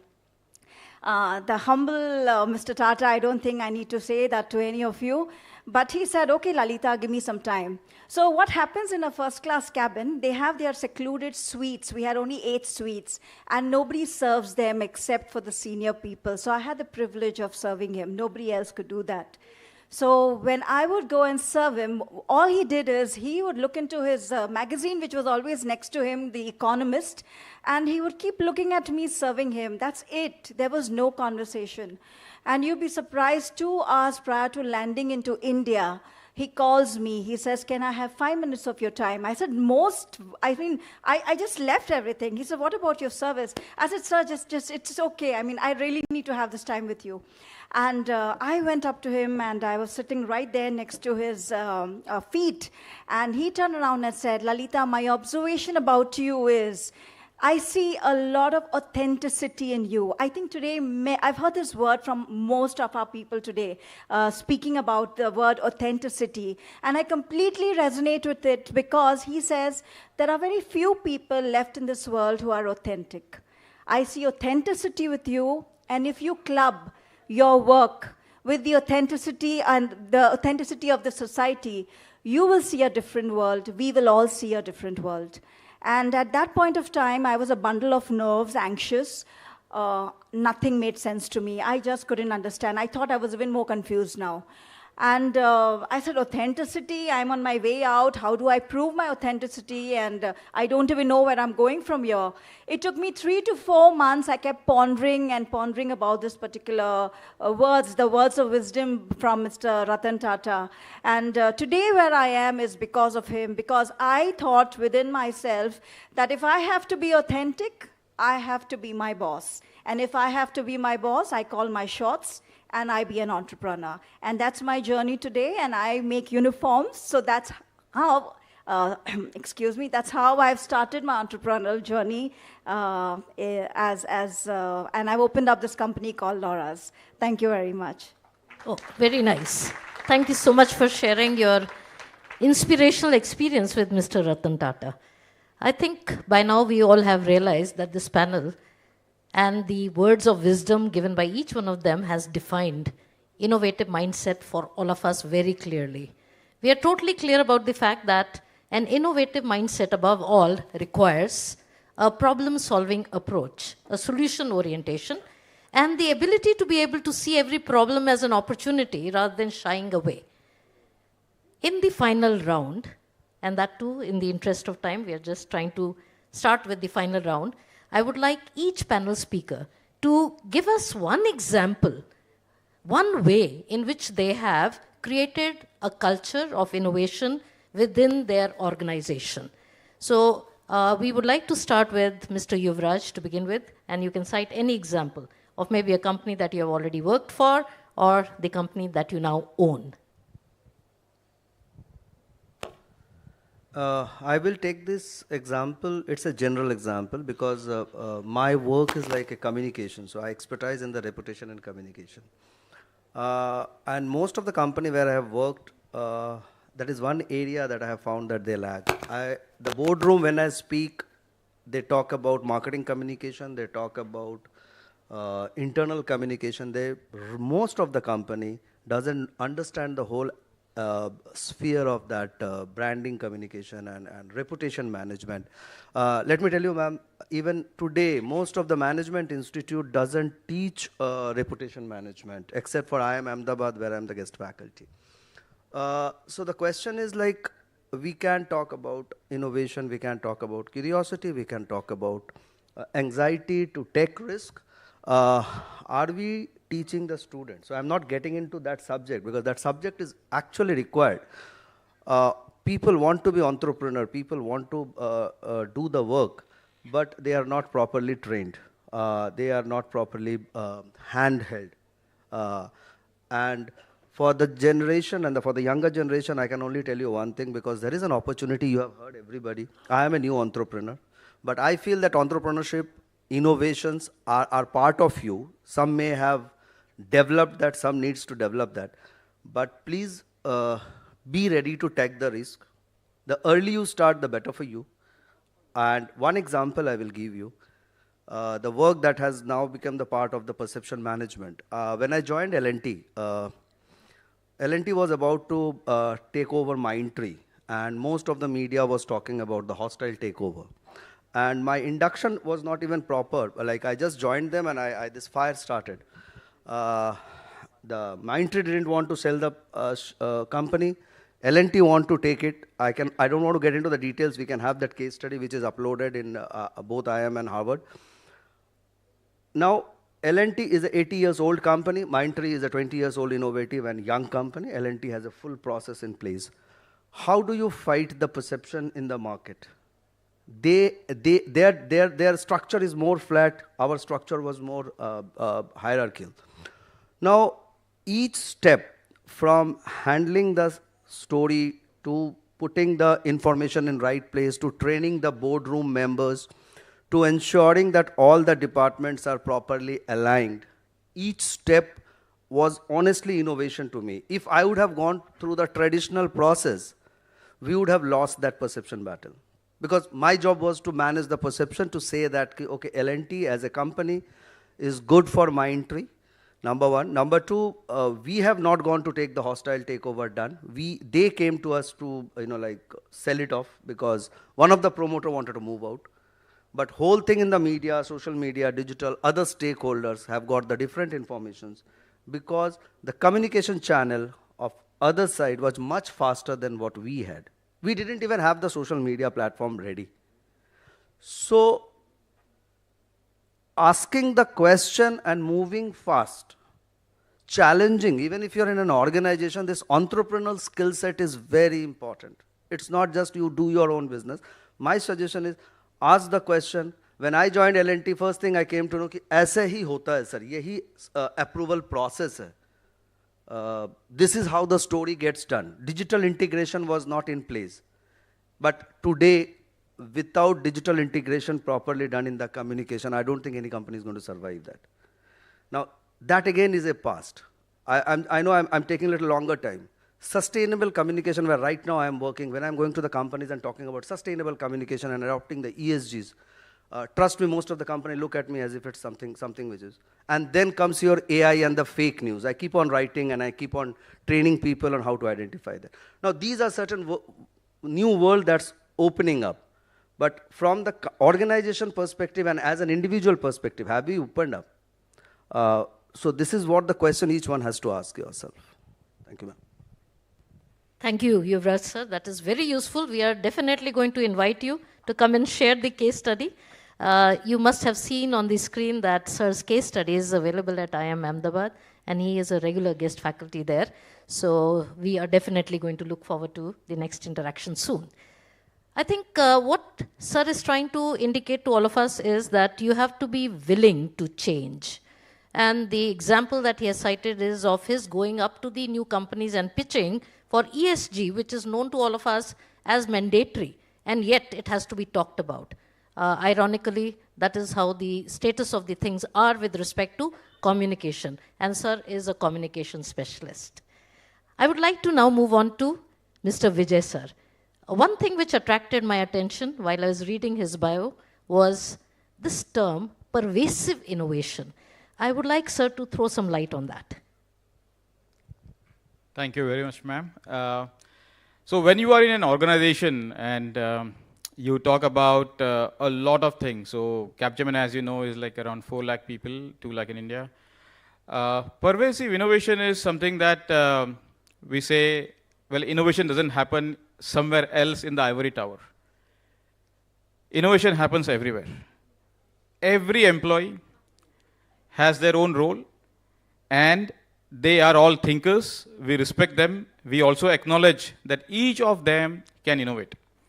Now, when you also put an organization and have an innovation framework in place, referring to the question that you have, so the framework that we have caters to the entire gamut of innovation aspects. So it starts from strategy, top down, right? What is your strategy?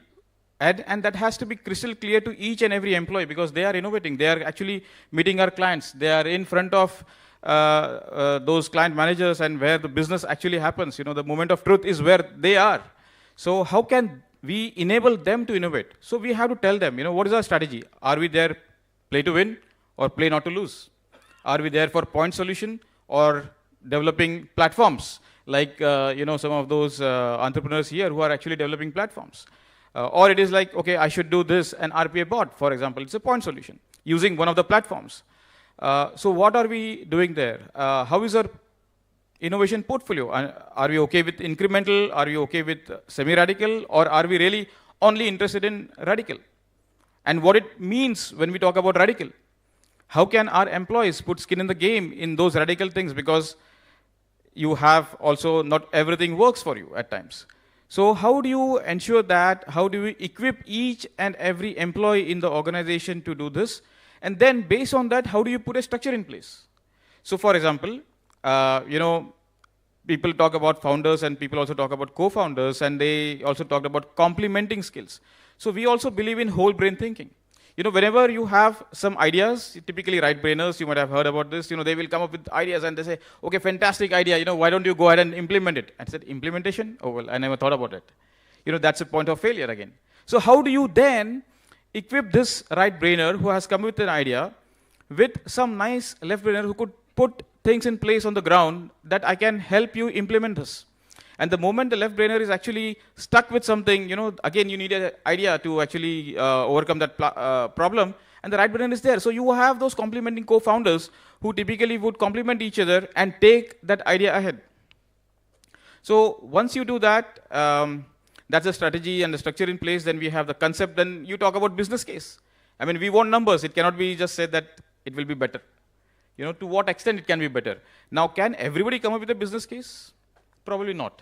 You might have to equip them. You might have to tell them this is the rate card, this is the costing typically. You need to have a horizon of 1 year or probably 3 years, you know, if this is a radical one. Otherwise, if it's a small one, I want a 2-quarter plan. So how do you equip them? Otherwise, if you ask, oh, give me a business case, not everybody might come with that.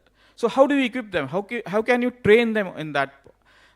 Post that, if it's a nice technological innovation, you might ask for a proof of concept. Show me, don't tell me. And how can they develop unless we give them some enablers who are technologists, who can also have some licenses, pilot licenses or whatever it might be required. So we equip them from all these strategy, structure, systems, skills, and also the culture. It's okay to fail. We don't want definitely for them to think that, if this doesn't work, you might have a problem that your assignment day job is also not happening and this is also not happening.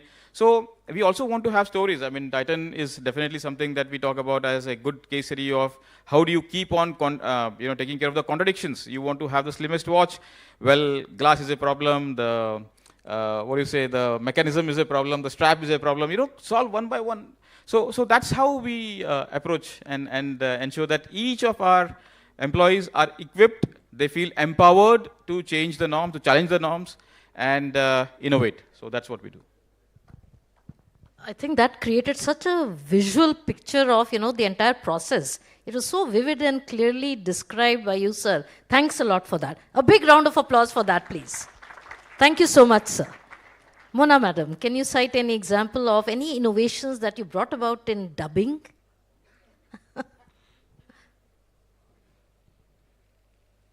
With the advent of OTT, we've had to really rethink our processes because, of course, we've always dealt with international clients because it's primarily Hollywood films that we were dubbing into Hindi, Tamil, Telugu, Kannada, Malayalam. And other Indian languages. But with OTT, suddenly the volumes grew so much. For us, we would pride ourselves on being, everything has to be at Oscar level, Now, when you're dealing with 5 million things, it's no longer 5 things you're dealing with. It's 5 million titles you're dealing with. So how do you make everything reach that stage? So then you have to build processes, and as Mr. Yuvraj was saying earlier that, we had a flat structure when we started the organization. We didn't know how to do business. We were creative people who were thrown into business, right? So, so we had to build hierarchy. We had to build processes. We had to build systems that would be foolproof. Because at the end of the day, you can be the top person, but the moment you start spreading yourself thin, all the quality control goes out of the window, your quality drops, everything starts falling apart, really. So we had to really work towards holding everything together while, everything was shooting through the roof, basically. And to scale up, I learned these terms over the last 3 or 4 years, how to scale up. And people came, all the international companies started coming after us from 2020 onwards. And the first time I heard the term EBITDA. Okay, so that's really where we are in terms of not knowing how to do business. But so we've had to learn so fast. How to grow, how to expand, how to delegate. That is a big thing for somebody who's done everything themselves. You consider yourself the talent. Everything is coming to you because of who you are, your sensibility, your track record. But how do you make that consistent through the company, right? So we've had to constantly learn, innovate, empower. All new words, all new words. Empower people to really feel like they are the leaders, build a leadership team, make them meet regularly to discuss problems on the ground, make them constantly find problems that we didn't know we had and solve them, We just look for options, look for possibilities, look for opportunities, look for efficiency, time efficiency, cost efficiency. We're constantly having to, we're playing catch up all the time. So I don't think we have time. I probably have a lot to learn from every single person here. I've been reading about these companies. while I was coming here, and I'm thinking, geez, what do these people do? Like, what is the kind of experience they have to go through to really be telling every business how to run their business, how to communicate, what they can do better. And I'm thinking, my God, I could do with a lot of this. But, you just have to rise to the occasion, I guess. Perfectly said. I think your journey is truly inspirational. The learning curve for you is a curve which you have built on your own. And I think to be able to do something like that in this fascinating glamour world is truly challenging. Prashant sir, saving family legacies, that's what your business is all about. I would like you to cite any example where you were challenged by somebody about the idea. Yeah, I think, I was well versed with the pitch, right? I'll first try to give some background. Even we are selected at few IITs business plan competitions. Being a startup, hiring a talent is very difficult. And the tech interns who come with me, the first thing is their parents saying, "Ki itne saste mein kaam kar raha hai, what's in for you," right? And we started like, when we were at IIT last month, we were like out of 1,000, we are in semi-finalist. I have 4 female tech interns. They came with me with the pure intention कि मेरे को 1 महीने का experience certificate as a part of my 4th year CS course. So I said, boss, I don't look at you as interns. I see you as a co-founders. And then they started asking me, why do you trust us so much? So I said them, look at statistics. Most of the big startups are built by youngsters like you. It's not like mid-age or old people like me. And then I pitched them in IIT and I was out of my stall. And they did it very well. And most of the questions where I could have floundered to answer, like someone asked me, why Tijori, why not DigiLocker? And believe me, one of my tech intern who I offered as a co-founder now answered that, right? And it helped me with, we are very soon pitching to a few big investors. And the things we started, like you asked the question, what things are you doing at a workplace? So as a startup, like we are saying, we have best of the best books. We have a very small office. I've said them, you want to go out with the boyfriends, go for swimming, go for movies, go. Because for innovation, a person's heart should be open. He should not be present in the office from 9 to 5. But I say you come for 2 hours, I don't have problem. But jab aoge to dil khol ke aao, dimag khol ke aao. And that has really helped me. And I see, first of all, believe in yourself, that a lot of things are possible. And innovation is the only currency which can work when you don't have money in the pocket, when you have to fight with the biggest competitors, when you have problems like sir ne jo bola fatti hai, right? Every day morning up utte ho, and because a co-founder is something anyone can just sideline. He doesn't have money. 5 saal baad we might be 1,000 crore company. But today I think at workplace, I think all of you might be going in workplace. The first thing I would say is believe in yourself. There are a lot of good books. Probably I can send a list. Innovation is not just gut feeling and thinking. There is a lot of science behind it. Well proven. Most of the successful startups around the world follow this science. And obviously, you have to stand alone and fight. And I think if you make life easy for your co-founders, your team members, you believe them, most probably you love them, I think innovation happens on its own. Yeah, thanks. Oh, that's really perfect. And I think, I wish that our students get mentors like you who would be so encouraging and willing to trust people and empower them. That's really brilliant. Thank you so much for that. Lalita, madam, a question for you. Can you give a message to the students who are seated here in this hall with respect to how should they develop themselves in future? Because we are going to see several rapid changes around us. So we would want you to give maybe some advice to all of them. Sure, ma'am. Actually, I didn't expect this question. I was preparing my mind for another question that the others were speaking. So, okay, to my wonderful students, what I would love to tell all of you is, I spoke about it earlier also, please foster curiosity. You may be all highly intellectuals out here. I don't know your caliber. But if you don't have the right approach, you don't have the right attitude, you go nowhere in life. And make failure your best friend, because it's these multitudes of failures which will bring you an outcome called success. Success is only an outcome. It's only a kind of terminology which is given after you have failed several times. So please treat failure as your best friend. And I have learned that myself with the number of years that I've put in. It's just fail, fail, fail, even till date. When I've got into this uniform stream, it wasn't easy. Because till date, I realized we put quotations, we put quotations to various universities and colleges. And we are always confronted with this one particular thing. Madam, budget आपका थोड़ा कुछ ज़्यादा नहीं हुआ? एकदम high and भी नहीं चाहिए, थोड़ा लो भी चलेगा? नहीं, एक्चुअली लो नहीं, मीडियम चाहिए. तो थोड़ा आप कुछ कर सकते हो, लेकिन क्वालिटी चाहिए. प्राइस भले ही कुछ हो, लेकिन क्वालिटी पक्का, क्वालिटी रहना चाहिए. तो what do you learn from all this? We just have to stay flexible. We are here to, being a flight attendant, service is in my DNA, in every cell of my being.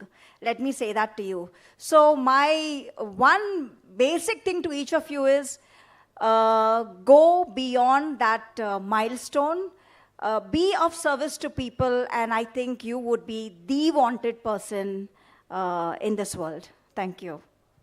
Thank you so much. Ranjith sir, a question for you. In which ways do you foster a culture of innovation in your organization? I'll speak from my experience in terms of how I make my team innovate. So one principle that I follow for my team is give them outsized targets. Right? When I say outsized targets or outsized thinking, I'll take an example. Let's say a project can be done in a similar fashion, let's say, in a year's time, right? If I tell my team that, that project needs to be done, let's say, within 8 months' time, right? They have to think so deeply that they have to forego all the normal things that they would have done and only concentrate on certain things that will make it possible for them to complete it in 8 months' time, which means it can't be business as usual, which means to say, what got you here cannot take you to the next level, which is to say, what made you work for, let's say, what work that you did, which made sure that you can complete the project in 12 months' time, the same amount of tasks, same work cannot be done and make sure that your target is less than 12 months' time, let's say 10 months' time. So they are kind of forced to innovate. There's a thought process that comes in and say, okay, if I have to do it in 10 months, the normal usual self will not work for me, right? Which means I have to think outside of the box. I have to figure out some new ways of doing it and kind of make sure that some process change, some innovation, some new things that needs to be done to be completed, to complete the project within that specified time frame, right?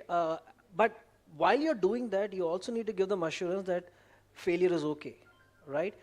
And that's for my team. I said, that's okay. Failure is okay. Even if you fail, it's perfectly fine. You're safe. You don't have to worry about it. And third thing that I normally do is that you kind of incentivize them for the efforts that they're putting in, not for the outcomes. I mean, outcomes might happen, might not happen. That's perfectly fine.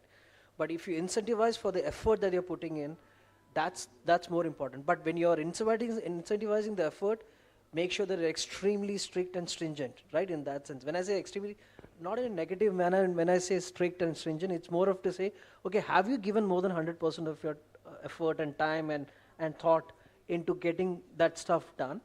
And once they have done that, even if they fail, you have to kind of incentivize them, say, okay, some form or the other to make sure that what is expected out of them, they do it. Right? So these are 3 or 4 things that I normally do. And I'm a great believer of the saying, right, that you have to define a system. You have to build a system.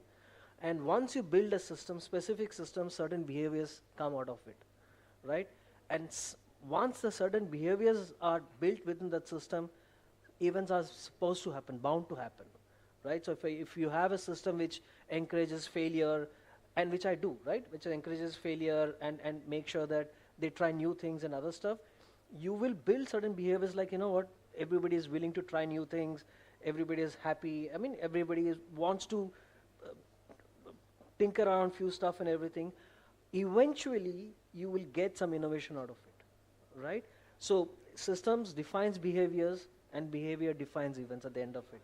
So that's how I normally do it, and that's the principle that I follow. And every individual will do it differently, but my way of doing it is this, what I just said. I mean, give them outsized thinking, make sure you have an outsized thinking, make sure that you support them when they fail. It's perfectly fine if they fail. Third, incentivize for the effort that they're putting in, not for the outcomes that they're going to get. Outcomes may or may not happen, that's perfectly fine, but it's more of the effort that counts than the outcome, is what I would say, which I normally follow day in and day out for my organization. I would say that's a perfect way of building a culture. One, allowing people to fail, and two, trying to acknowledge the efforts rather than looking at the outcomes. I think that was really brilliant, Ranjith sir. A big round of applause for him. And to conclude, I would turn myself to Amit. Any memorable experience that you have undergone during your entrepreneurial journey?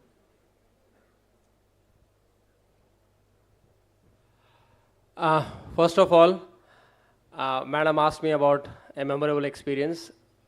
Right now, we are building so many memories together. And I've realized one thing of late, that entrepreneurship is primarily about two things. One is energy and second is decision making. But right now there is no energy in this auditorium, I could see. Like, there is no energy. सब अपने काम में लगे हैं, थोड़ा उबासी कर रहे हैं. No, somebody is yawning, somebody is just talking to somebody else, not checking their phones. Can I see a round of applause for the upcoming guest of honor and madam and for all the panelists? यार मैं रात भर सोया नहीं हूँ, महाशिवरात्रि था, ईशा के इधर थे माइनॉक्स में, सुबह 6 बजे घर पे आए हैं, एक डेढ़ घंटा सोए हैं, मरीन लाइन से I come here, right? So energy has to be there. Like, one thing I've realized of late, whether you're pitching to investors, whether you're in the college, whether you're with your family, energy will always take you to the next level. Now, two small anecdotes, small stories, one with Salt and one with MKR. MKR is totally online. We don't have a single business offline. Offline, we only supply to Cashify and Flipkart. Like, you buy second-hand phones or say refurbished phone. So most of the parts used by them are mostly sold by us. Like, we are one of the biggest vendors for mobile spare parts and the accessories also. So we realized we can't fight the battle offline when it comes to spare parts and all, because thoda wo kache ka dhanda hai. Means you can say not regulated market. So we shifted gears, purely online decision making. In Salt, within 6 months we realized we can't fight the likes of Boat and Noise online. It was bleeding. Our cost, like advertising cost of sales, was roughly around 40%. Means 100 रुपए का माल बेचना है तो 40 रुपए सिर्फ Amazon को ad में देना पड़ेगा, apart from other costs, which is your COGS, cost of goods sold, which is your delivery, shipment and return. Return normally 20% होता है. So it's like from day one we were in a business of suicide online. So we realized, let's not do online, go pure offline, because offline there was one gap. Distributor partners were troubled because आज boat का या noise का किसी बड़े brand का 1000 का 2000 का smart watch है, कुछ बिग बिलियन डे आएगा वो तुरंत 1500 का होगा. ऑलरेडी मेरा बिलिंग 1500 का है, they will give me credit note, so they were facing a lot of problems with this. Really speaking, they don't want to sell, only because customer asks, they have to give. So we're like, there is this gap. We can fill this gap by having a very premium product, especially the ID. The ID should be unique, not the leather watch or the birds or the neckband or the power bank. There should be some uniqueness about the ID. Customer पैसा देगा. बोला हमारा product जो MRP पे लोग normally 3000 करके फिर 70% discount देते हैं. इन लोखंड वाला we are visiting stores and we are like कि 2600 में वो माल बेच रहा है. बोला सर ID डिफरेंट है और ऑनलाइन पे आपका 3000 है, तो मैं दिखाता हूँ कस्टमर को, देखो 3000 का और 2600 में बेच रहा हूँ. So for us, if you really ask me for a new company, new brand, our customers was not the consumer, it was the retailer, the point of sale.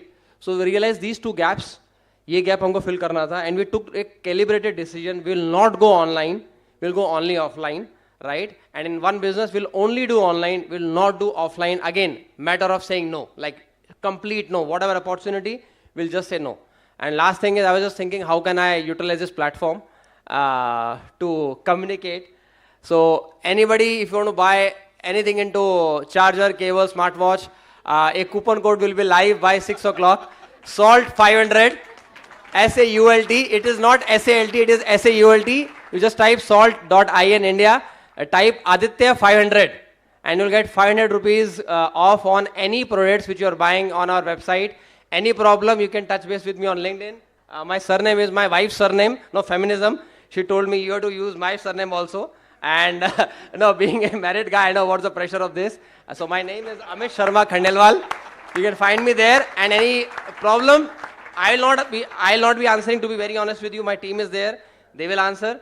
And you can buy using the code Aditya 500. It will be live by 6 p.m. today. Thank you. Thank you so much, Amit. That was fantastic. You have incentivized their presence. So rather than thanking the panel members, I think I need to thank the audience for their attention and the way you have cooperated in terms of understanding all the concepts given by these learned speakers. A big round of applause for everybody present here. Fantastic. Wonderful audience. Esteemed speakers, I am really grateful to each one of you for pulling out your valuable time and being with us. And I think a very small ceremony where we are going to felicitate each one of you.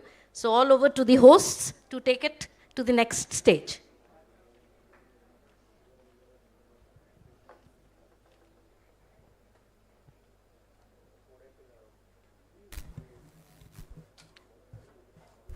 Thanks for the insightful advice, and we are grateful to each and every speaker.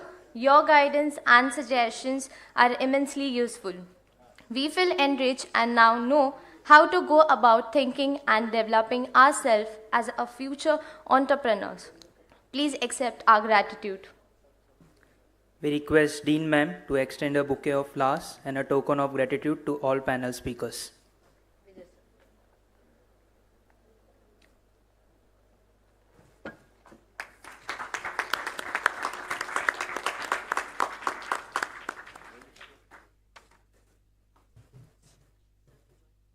We request Ashish sir to join us.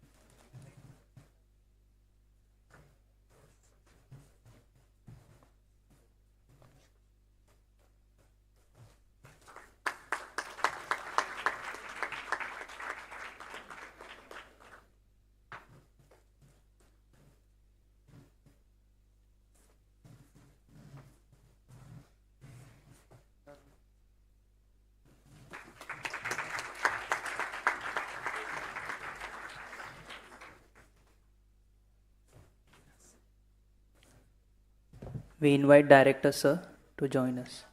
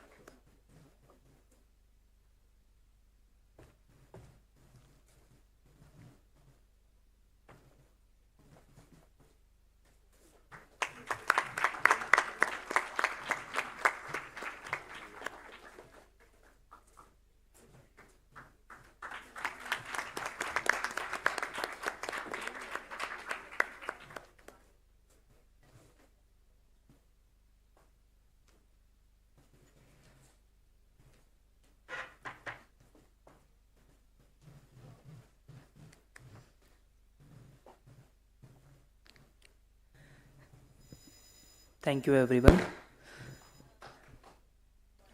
As we know, Titan creates a wholesome experience for people not only in India but across the globe.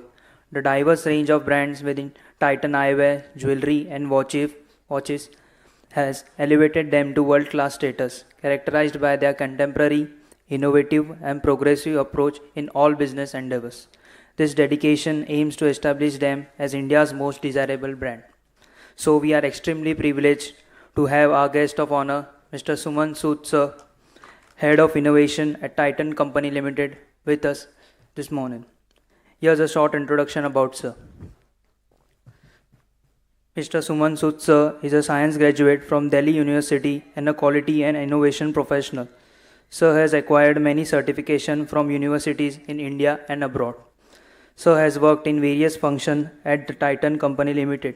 Sir led the jewelry division to win the covered JRD QV Award in 2011 and 12. Sir is a senior assessor for Tata Business Excellence Model based on Malcolm Baldrige Quality Model.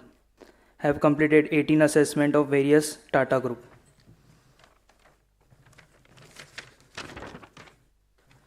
Sir was declared as one of the 9 winners for their entry submitted for the Mixed Prize Leaders Everywhere Challenge conducted by Harvard Business Review and McKinsey in the year 2013. Sir was also a member of the team which won the award under Dare to Try category in Tata Innovista 2016. Sir is currently a member of Leader Excellence at Harvard Square. We request Sir to kindly join us on stage.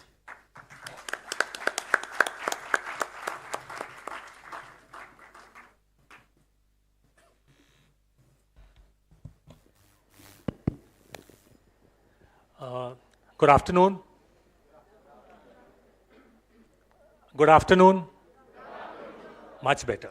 We need the energy, right? Okay, let me thank the Dean, Dr. Srivastava, for inviting me. And she's also put a challenge in front of me. You know what the challenge is? To still be relevant and to keep you all engaged following 11 eminent speakers on the same topic, right? And I've got to do it very differently. So you've been hearing a lot of words and all coming up. Can somebody just carry 2 mics? Yes? So I'm going to ask you a few questions. Right? I'm going to ask you 3 questions. Tell me what you understand by the word creativity. What does it mean to you? There are no right, there are no wrong answers. Anybody? Sir, thinking out of the box. Thinking out of the box. Okay. Anybody else?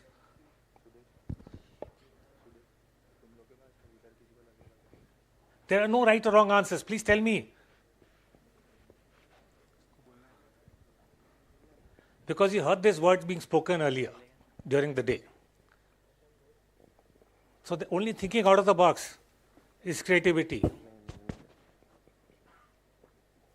Nobody disagrees with him. Or thinking is creativity. Okay. Okay, we've got 2 answers. You all agree with these answers or you all differ? Okay. Yeah, please.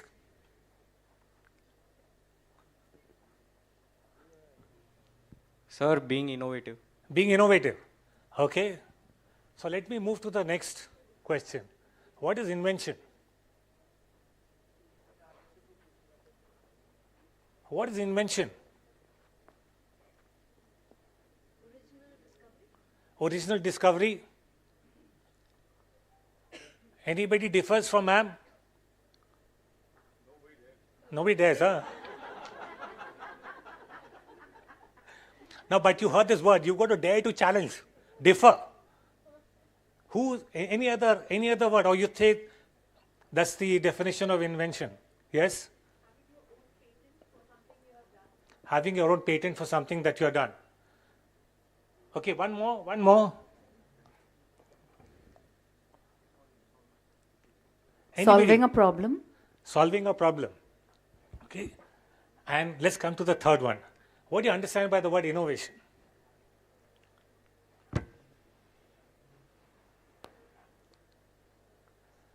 Because somebody told me creativity is innovation. Yeah.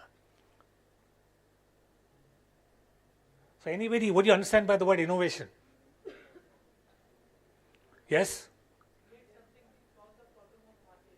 Create something that solves the problem of masses. Okay? Any other definition?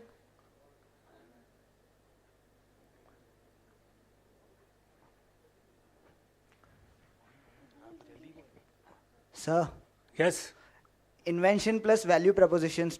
Invention plus value proposition. Okay? One more. Okay, they're fighting with the mic over there. Who's going to answer? Or somebody Googling, yeah? Hello. Yes, sir. Combination of creativity and invention. Okay? So let me give you what I think is creativity. Okay? So creativity is the act of producing useful and novel ideas. Now only humans can come out with ideas. Can anybody else come out with ideas? Right? So the question is, are you guys creative? You all are thinking whether we can come out with ideas or not. Right. Invention is the act of discovering new knowledge and truths. So what happens when you do something for the first time? You end up applying for a patent and you get a patent. So if somebody has got a patent, he or she is an inventor. Right. Innovation is the act of introducing a new device, method, or material and commercializing it so that you create value for any of your stakeholders. The key word is you have to commercialize and create value. Without commercialization, without creating value for any stakeholder, it is not innovation, it remains an invention. Also, you don't need to invent to innovate. You can take an idea and take it to innovation. Are you all in agreement with this, or somebody disagrees with me? Now, I'm happy if somebody disagrees with me, we can have a debate. Maybe we'll do it later. Okay? So now what I'm going to do, I'm going to test your understanding. Right? And we'll do it in a very innovative way.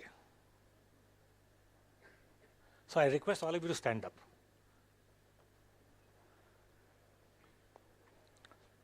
I'm going to show you 4 images, and you have to tell me whether they are creative ideas, whether they're invention, or whether they're innovation. Right? So we have a butter stick, we have a sleeping stand, we have a noodle cooler, and we have a rainproof umbrella. So all those who say that this is innovation, you can sit down.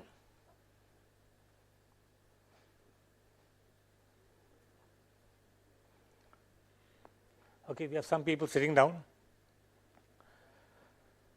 All those who feel that this is creative ideas, you can also sit down.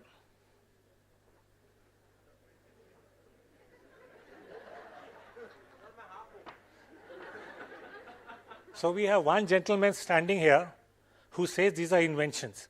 Please give him a hand.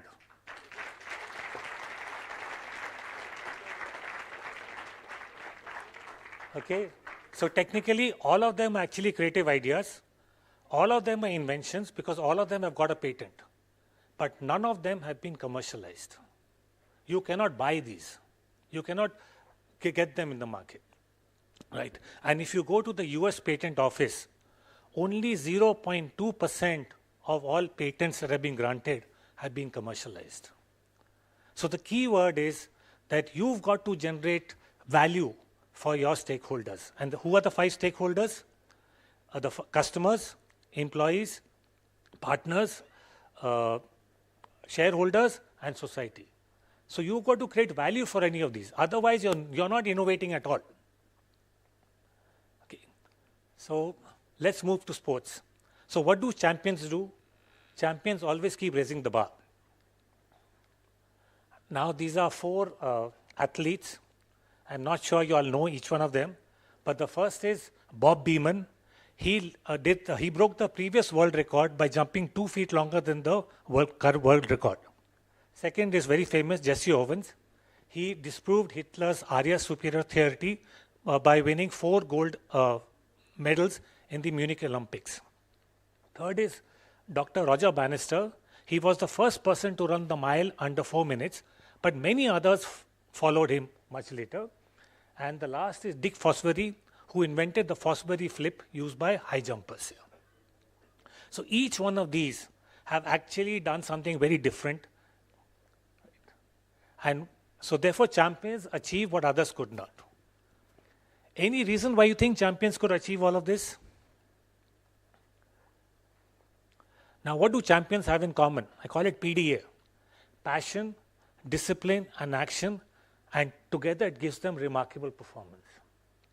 I've had the opportunity of interacting with Geet Sethi, and he said that when they are in training, they're preparing for a tournament or something, they follow a strict regimen. Getting up at a certain time, practicing, and going to sleep at a certain time. He said, even if there's a wedding in my family, I will not attend the wedding at that time. You know, so that's the sort of passion, discipline, and all that they put. The second thing what he also said was, he said, when I'm breaking the frame, I have to control my mind. If my mind starts thinking of the podium, I've lost it. I have to keep my mind on that frame. You know, so this is the sort of discipline that they put into what they go, and that's how champions are created. Sports facts. Fact number 1, their records have been broken, right? So if someone has a world record, there's somebody else who will come and break it. Fact number 2, life of a record is shortening. So in the Olympics, we've even seen in the finals, world record was set, the next competitor came and set another world record. So the life of a record also becoming shorter and shorter. And why do you think this is happening? Because passion, discipline and action, PDA, is aided by advancements in technology. How many of you all play racket games? Tennis, squash, badminton? What sort of rackets do you use? You will use carbon fiber, graphite rackets, right? I have played tennis and badminton with a wooden racket. Try picking up a wooden racket and play the game. You will see suddenly what happened to my game. So all that technology is helping you improve your games, right? So let's move from sports to business. So technology and globalization is here to stay. And they influence businesses and they create champions of businesses. There are 2 examples which stand out very clear. The first is Airbnb and the second is Uber. Only technology and globalization, and they become champions. Business fact number 1. Life of a champion is reducing. So there are companies, even in India, there were companies who were blue chip companies at one time. Today they don't exist, right? And the Dow Jones Index, companies which have been replaced in the Dow Jones Index is going up every year.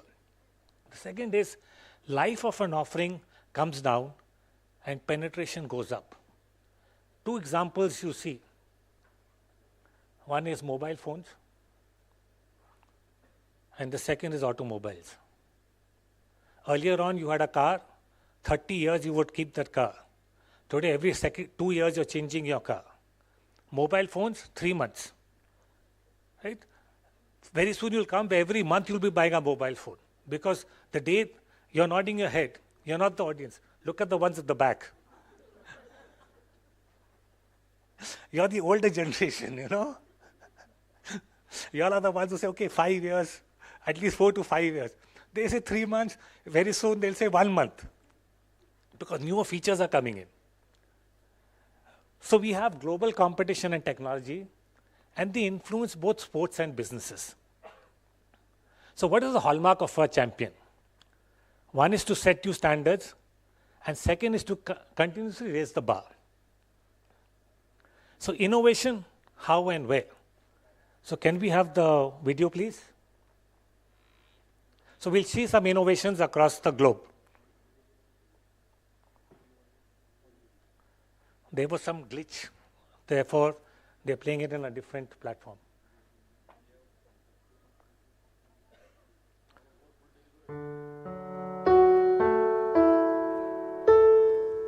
In spite of all technological advancements, natural calamities continue.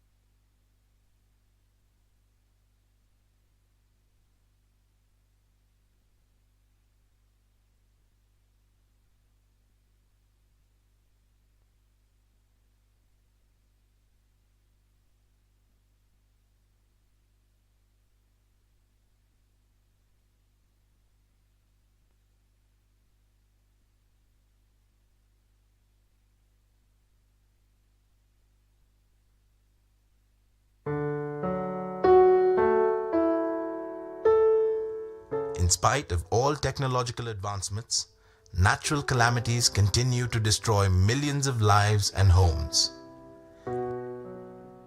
The earthquake is amongst the most feared.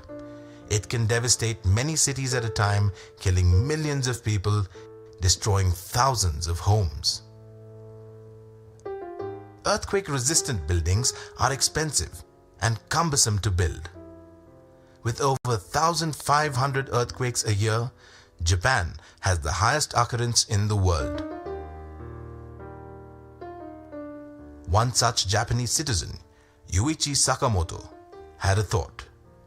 If only he could lift a house up when the earthquake struck, it would save thousands of homes and millions of lives. An idea that seemed more like it belonged in a superhero movie than in reality. Sakamoto's design had a sensor that would detect an earthquake, and within 0.5 to 1 second, an air tank pushes air in between an artificial foundation and the actual structure, lifting the home 3 centimeters off the ground. While the earth below violently shakes, the levitating home patiently waits, returning to the ground once the tectonic plates have settled. With a complete power backup and low maintenance, Sakamoto's design has been deployed at over 88 sites till date. At 1/3 the cost of other earthquake-resistant systems, these levitating homes are the superheroes of Japan.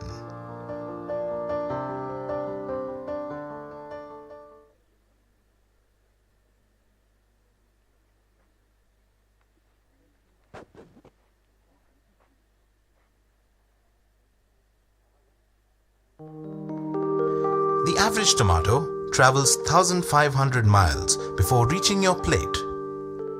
Almost 90% of the cost of a vegetable is the cost of transport, storage, and distribution. With pollution, climate change, and rising real estate costs, growing food locally is impossible. And the world is said to be on the verge of its worst ever food crisis. In such a situation, fresh vegetables are a distant dream. Or are they? What if cabbages could be grown right next to cashew nuts? In downtown New York, with solar power, in your backyard. John Friedman and Brad McNamara started Freight Farms, a plan that eliminates the financial and environmental cost of sending food halfway around the world.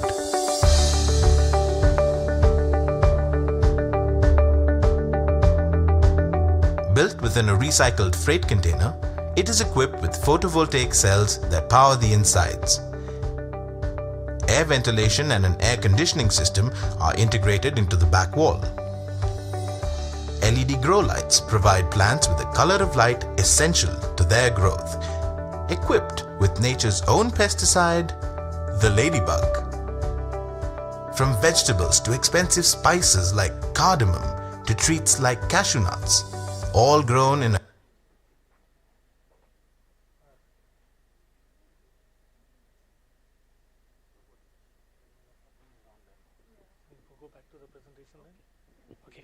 There's something wrong with the video. So there was one more video after this. So the first one was about in Japan lifting the house 3 centimeters above the ground. The second was growing vegetables in a freight container and basically freight farms where you could grow any vegetable you want. So cashew nuts with cabbage and you can bring fresh salad right within 5 minutes. And the third one was Life Spring Hospital, which is in India, in Hyderabad, where they have focused only on maternity and deliveries. And they have brought down the cost of deliveries to $40, which is 2,800 rupees. Right? And they have delivered over 30,000 babies in Hyderabad. They've got 8 outlets. Right? And so what do you think these people have achieved? When we delve into each of the AVs, the freight farms, the house coming up, the Life Spring Maternity Hospital, they've come out with affordable, accessible and acceptable alternates. So alternates which are much cheaper and better than what was previously available. And if we pause and reflect, what are the learnings that we have? First of all, we need newer, smarter solutions. The word impossible does not exist in the dictionary. It's actually I am possible. They challenge status quo and they disrupt the market. And when you have a situation when something like this happens, we call them challengers. Or in other words, entrepreneurs, right? They kill competition and only the entrepreneurs or the challengers are the people who are successful. So today's reality, globalization and technology creates all the changes or disproportionate things happening. Now, one of the challenges that we faced in our industry was with the mobile phones. How did it affect us? People stopped buying watches.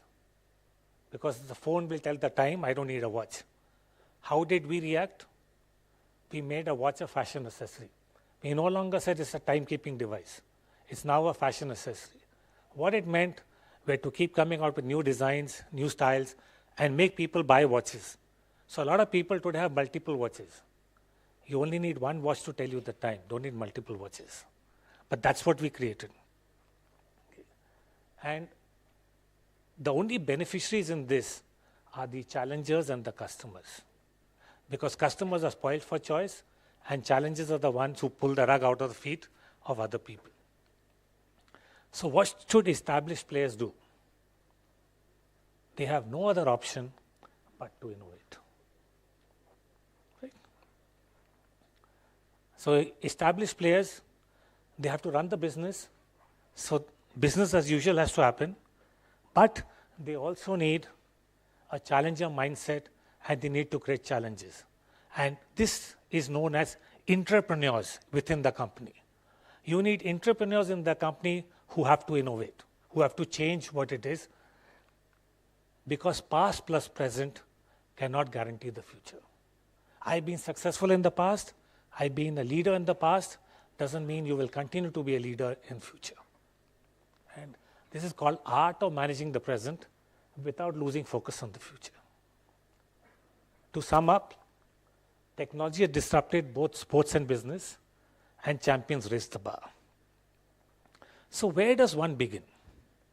That's the question that you ask. If I'm in a company, what do I need to do? First is you need to list down the impossible. That's the starting point. All the things which are not possible, you have to start aiming for that. And that's where innovation begins. Innovation happens when three things happen. First is you believe in the impossible. So you set challenging questions. And when I say you set challenging questions, 20% growth is not challenging. 100%, 200%, 300%. You will innovate when your back is towards the wall. You will not innovate if you are giving an incremental improvement. So when people used to come to me, my minimum target was at least 100% growth. Otherwise, don't waste my time. You believe in your people, you empower them. And the third is you need to skill people. You teach them tools and techniques. Now, innovation is a combination of science and art. Tools and techniques are the science of innovation. So at Titan, I have developed a toolkit based on the design thinking methodology where we have taken 26 tools, and on those tools I have trained 750 entrepreneurs who have today improved 400 processes. They have worked on about 340 projects. We have achieved a top line growth of about 50 crores emanating only from these projects that they worked, and a bottom line savings of 44 crores. So that's the sort of impact that we've had. You will not see a lot of this in the market, but this is all at the back end. And innovation blossoms when innovation is linked to your strategy. You have a process in place for innovation, and you have a culture and drive within the organization about innovation. So what does culture mean? That you do events on innovation, you have rewards and recognition for innovation. And we, at Titan, we also recognize failure. There's an award called Dare to Try, where you recognize failure. And I won that award at the Tata Group level.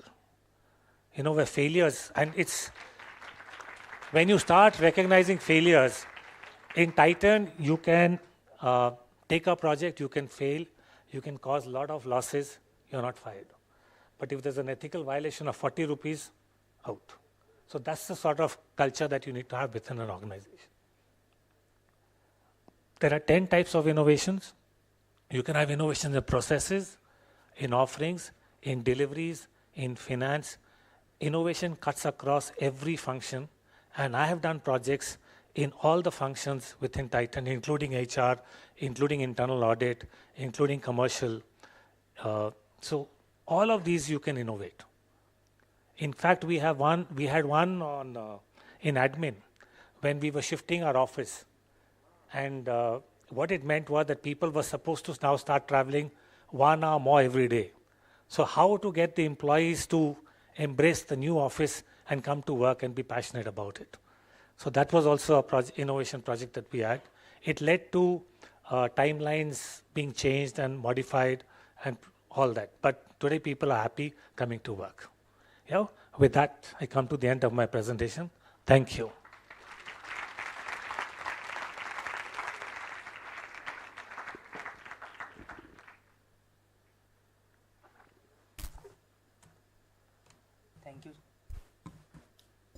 Thank you, sir, for your insightful words. We request CA Vinay Tiwari, sir, to extend a bouquet of flowers.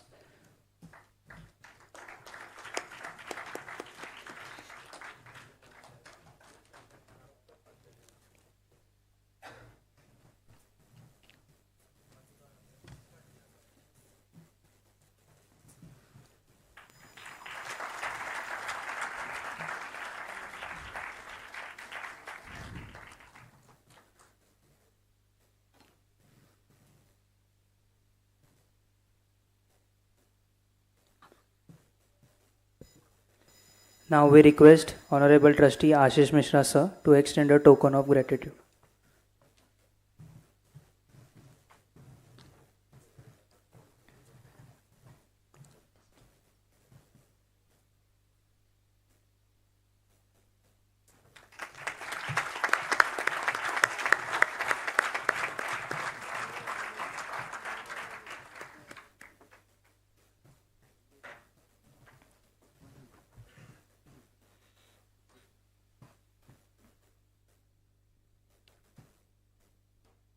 So as we move to the next segment, the felicitation ceremony, the award ceremony at the Aditya Group of Institute. We uphold the values of dedication and nurturing of personalities through education and innovation awards. Let us remember that behind every award is a story of a dedication, perseverance, and a passion for making a difference. Today, our institute honors those who have embraced innovation and left an indelible mark on the landscape of education. We are honored to introduce Dr. Anushree Lokar ma'am, the principal of Aria College, for the first award. On account of an urgent office commitment, her award will be received by Dr. Sanjeevani Kharge ma'am. So Dr. Anushree Lokar ma'am has sent the message that she is thankful to AGI award and will come to meet our Dean ma'am soon. So we request the Director sir to present the award to Dr. Sanjeevani ma'am. I'm on stage. On stage.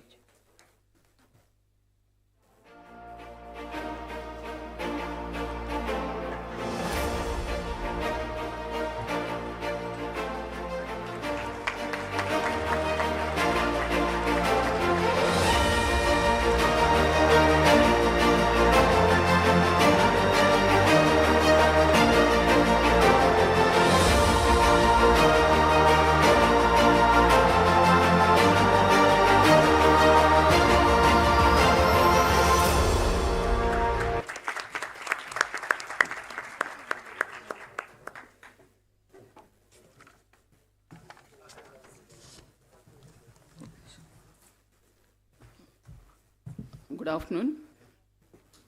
On behalf of SP Mandadi's Ramnarayan Ruya Autonomous College, on behalf of that, I'm standing here, and I thank the Aditya Group Institute for giving this award to our principal. And I believe whatever Mr. Sood said about belief and the second was innovation blossom happens in our institute. Thank you.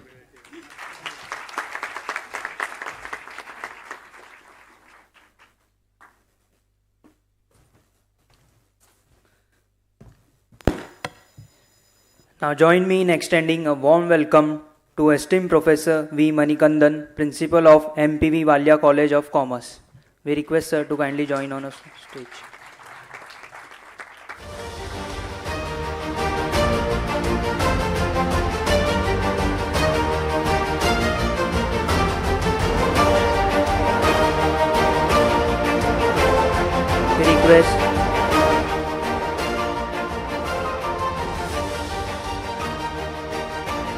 We request Honorable Trustee Ashish Mishra sir to present the award.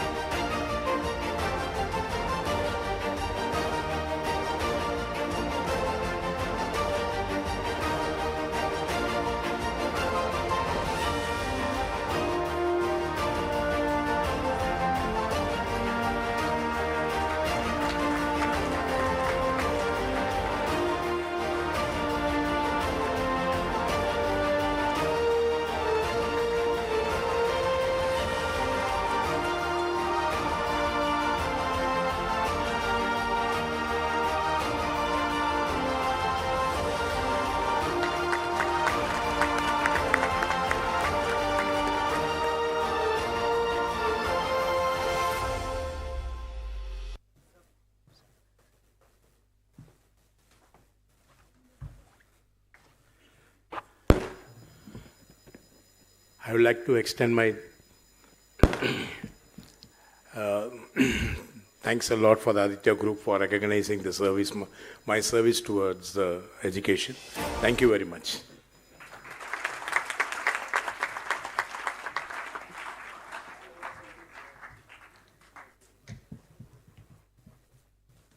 So one of the most special categories in today's felicitation ceremony is award for AGI Women Achiever.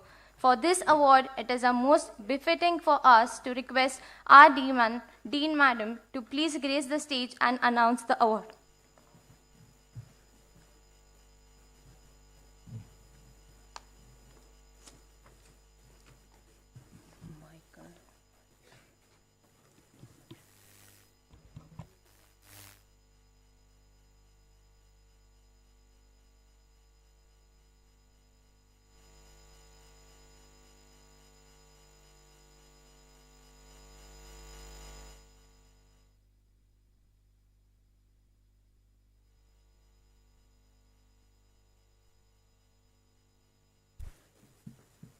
Good afternoon, ladies and gentlemen.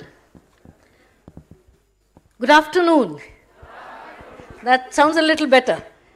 We just talked about energy level, and these awards are going to get announced for all the women who work for Aditya Group of Institutions. So can we hear for all these women to begin with?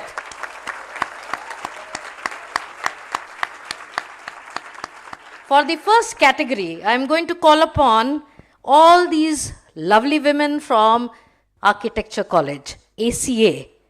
Rita Madam, Anjuri, Shruti, Varsha, Kalyani, please come on stage. Neha, Urvashi, Bhumika, Arnika, Disha, Mansi, Pooja, Simran, Ankita, Nikita. Can all of these lovely women join us on stage with a round of applause for all of them, please? Please take the center stage. I think it is befitting for the men present here to do the honors for us. So Mr. Sumant Sood, my request to you, please felicitate all these wonderful women from the Aditya College of Architecture.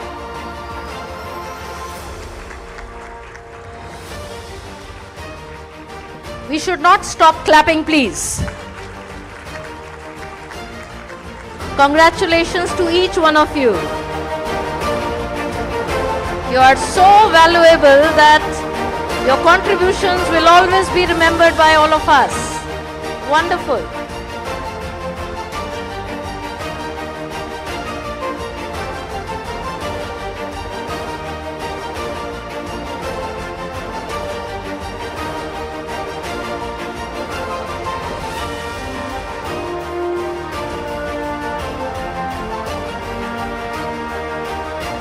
Sumant sir, right in the center, if you can pose for a photograph.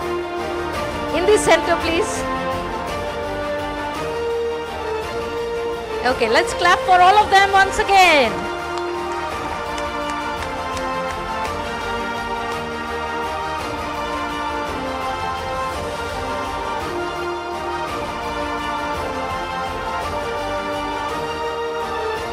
Thanks to all the women achievers, and thank you so much, Mr. Sood. The next category is for non-teaching staff, ACA. Shweta, Sally, Chitra, Sandhya and Gauri. Can we have all of you on stage, please? Their valuable contributions bring ACA to where it is today. Requesting all of you to move a little faster and come on stage.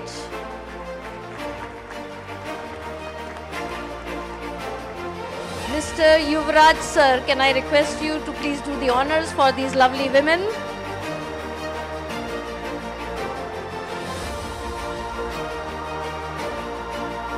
And let us not stop clapping, please.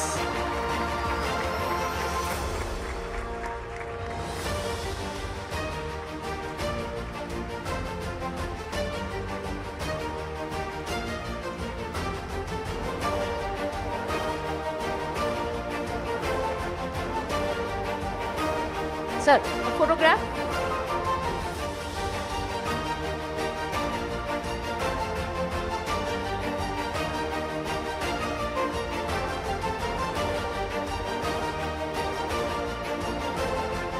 Thank you very much, Yuvraj sir and all these lovely women.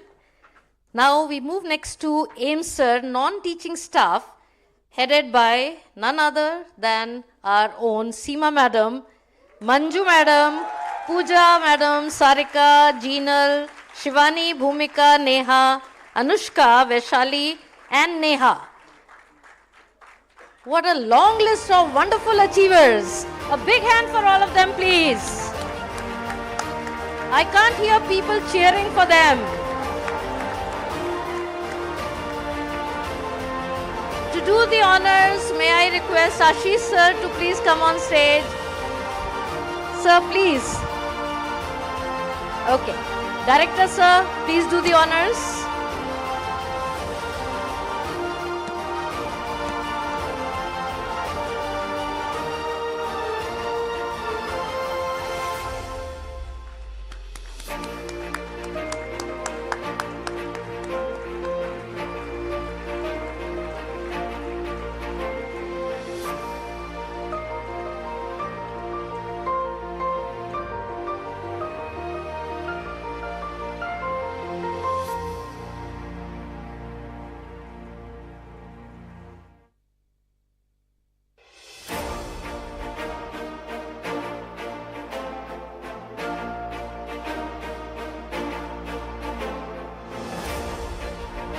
Sir, photograph. Yep, no, I am requesting you to please stand there, sir. A big round of applause for all of them, please.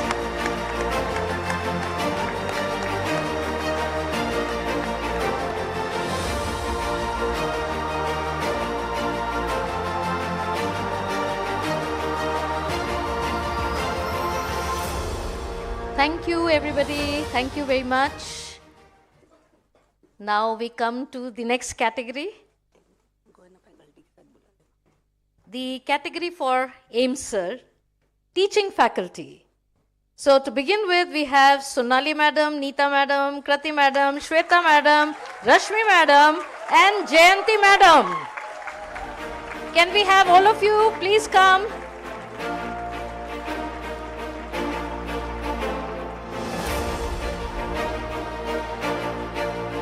Please come on stage, all of you. And let us hear it for these wonderful women. My request to Amal Roy sir to please come and do the honors.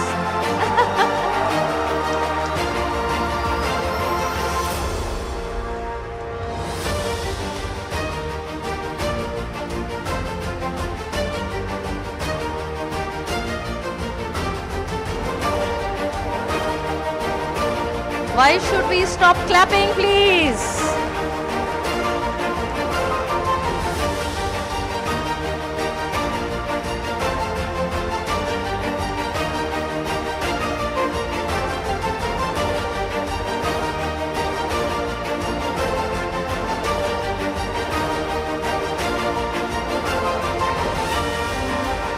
Once again, a loud cheer for them.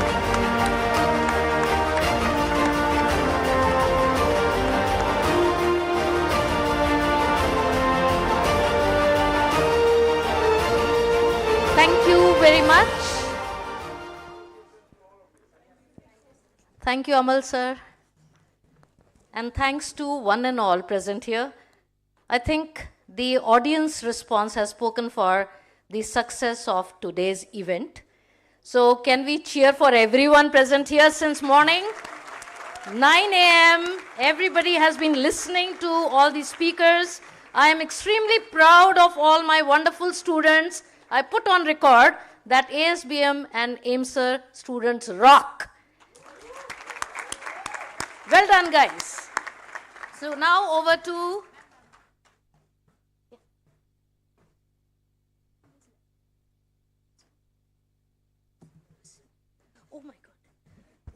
I think I have missed out ASBM, the three faculty here. Pinky Madam, Geeta Madam, and Sandhya Madam.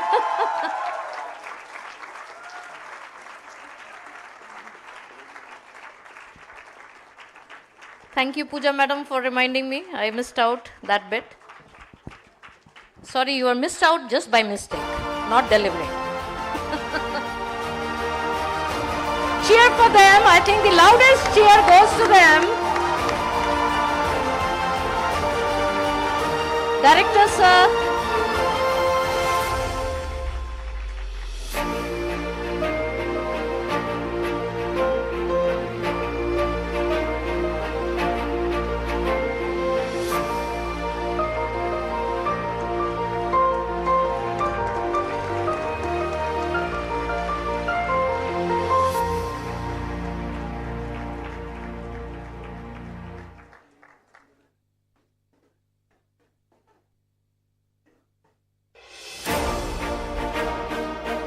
Thank you very much.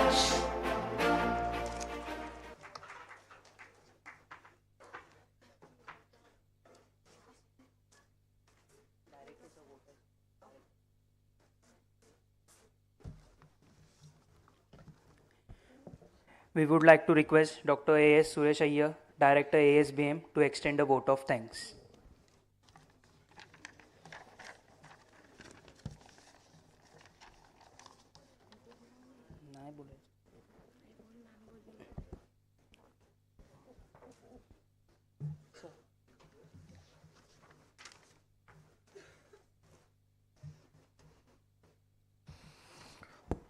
A very good afternoon to one and all present here. I know it is lunchtime. I will try to wind up as quickly as possible. At the outset, I would like to first thank our founder and trustee, Honorable Dr. Harish Chandra Mishra ji, for his visionary and futuristic directions for all of us. He's always a constant support for us in that. I would also like to thank respected trustees Ashish ji and Aditi ji for giving us directions on a daily basis and inspiring us to do the best as far as possible. I also have a complaint with Dr. Sunita ji, because she has given so much today. It's really getting very difficult for me to bring it together in 10 minutes. I will try my best. So I'll start it with Dr. Sunita herself. She is also my inspiration, even though I joined this organization only last month, and she is my neighbor in terms of where we sit, and she is truly an inspiration. I also believe that women are smarter than us. So, and today I could see a gamut of women and future women who are going to inspire us big time. So thank you, Sunita ma'am, for putting this together for us. I will be failing in my duty in case I don't speak about Sreevathsa sir, even though he's not present here. He completely gave us the DNA of an entrepreneur. So I think is inspirational. He's also given a lot of messages for the future corporate citizens, and we really loved the journey which he went through. One more inspiration for us, Ms. Kriti Bhatnagar, Squadron Leader.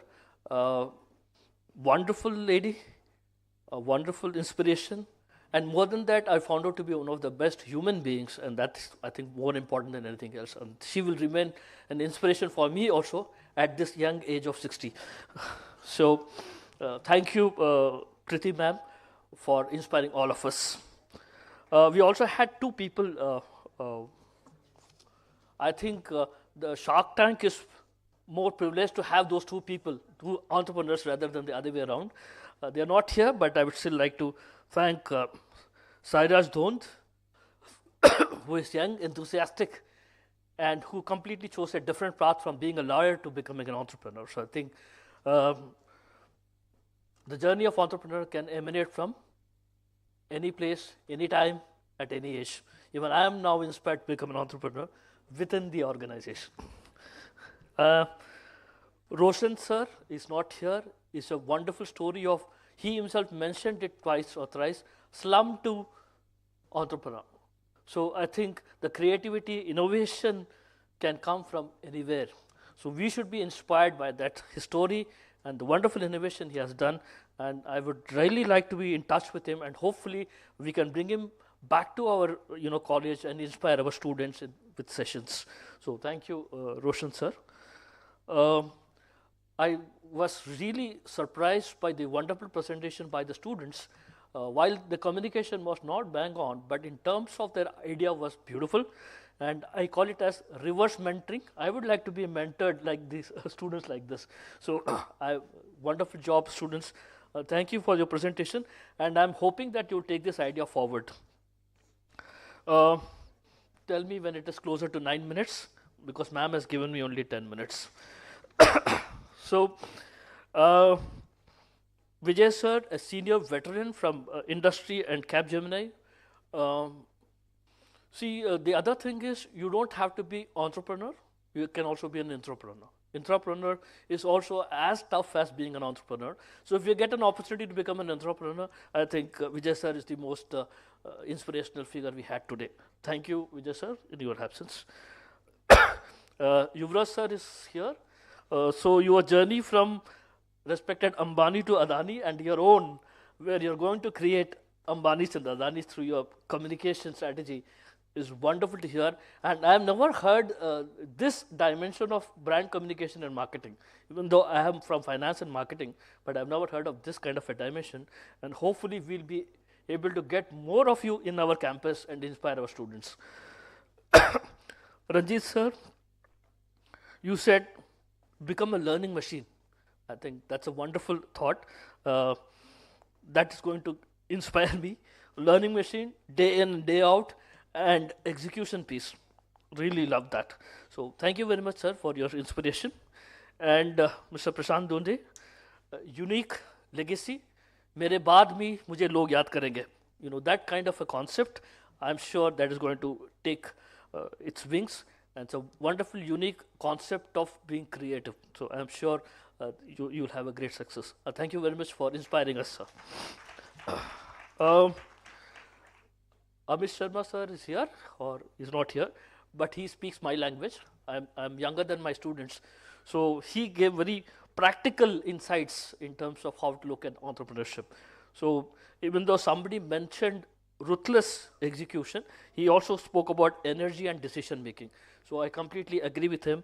And thank you, Amit sir, for your inspirational journey story. And Miss Lalita, thank you very much, ma'am. I also had the opportunity of having an informal conversation with you in the board room. I was already inspired. Great job you're doing. I'm hoping that you can come again and inspire our students as well, particularly the ladies in our college who can be inspired by your thought process. Least but not the least, I think sir had some appointments, so he has left. So Mr. Sumant Sood, who is the icing on the cake, he completely floored all of us by summarizing the entire day's session. So he spoke about creativity, invention, and innovation. And unless it adds value to the consumer, it's not going to work. So the message for all of us is technology and globalization will convert you into champions. Thank you very much. I once again thank the students and the audience and my dear faculty colleagues for being very patient throughout the session and also participating in the session with a lot of enthusiasm. And not least but not the least, all the support staff out here and the students who have worked behind this entire program. Thank you very much. All the best. God bless.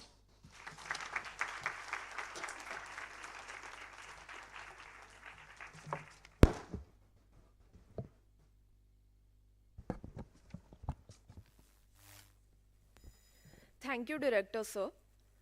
The vibrations in this hall are extremely positive. It has been a day overflowing with immense knowledge and perspectives. All of us have thoroughly enjoyed this event and are surely going to take away these learnings with us. We are thankful once again to each and every person present here in this hall. Your cooperation and support has made this event a grand success. We request everyone to kindly rise and wait until the dignitaries leave.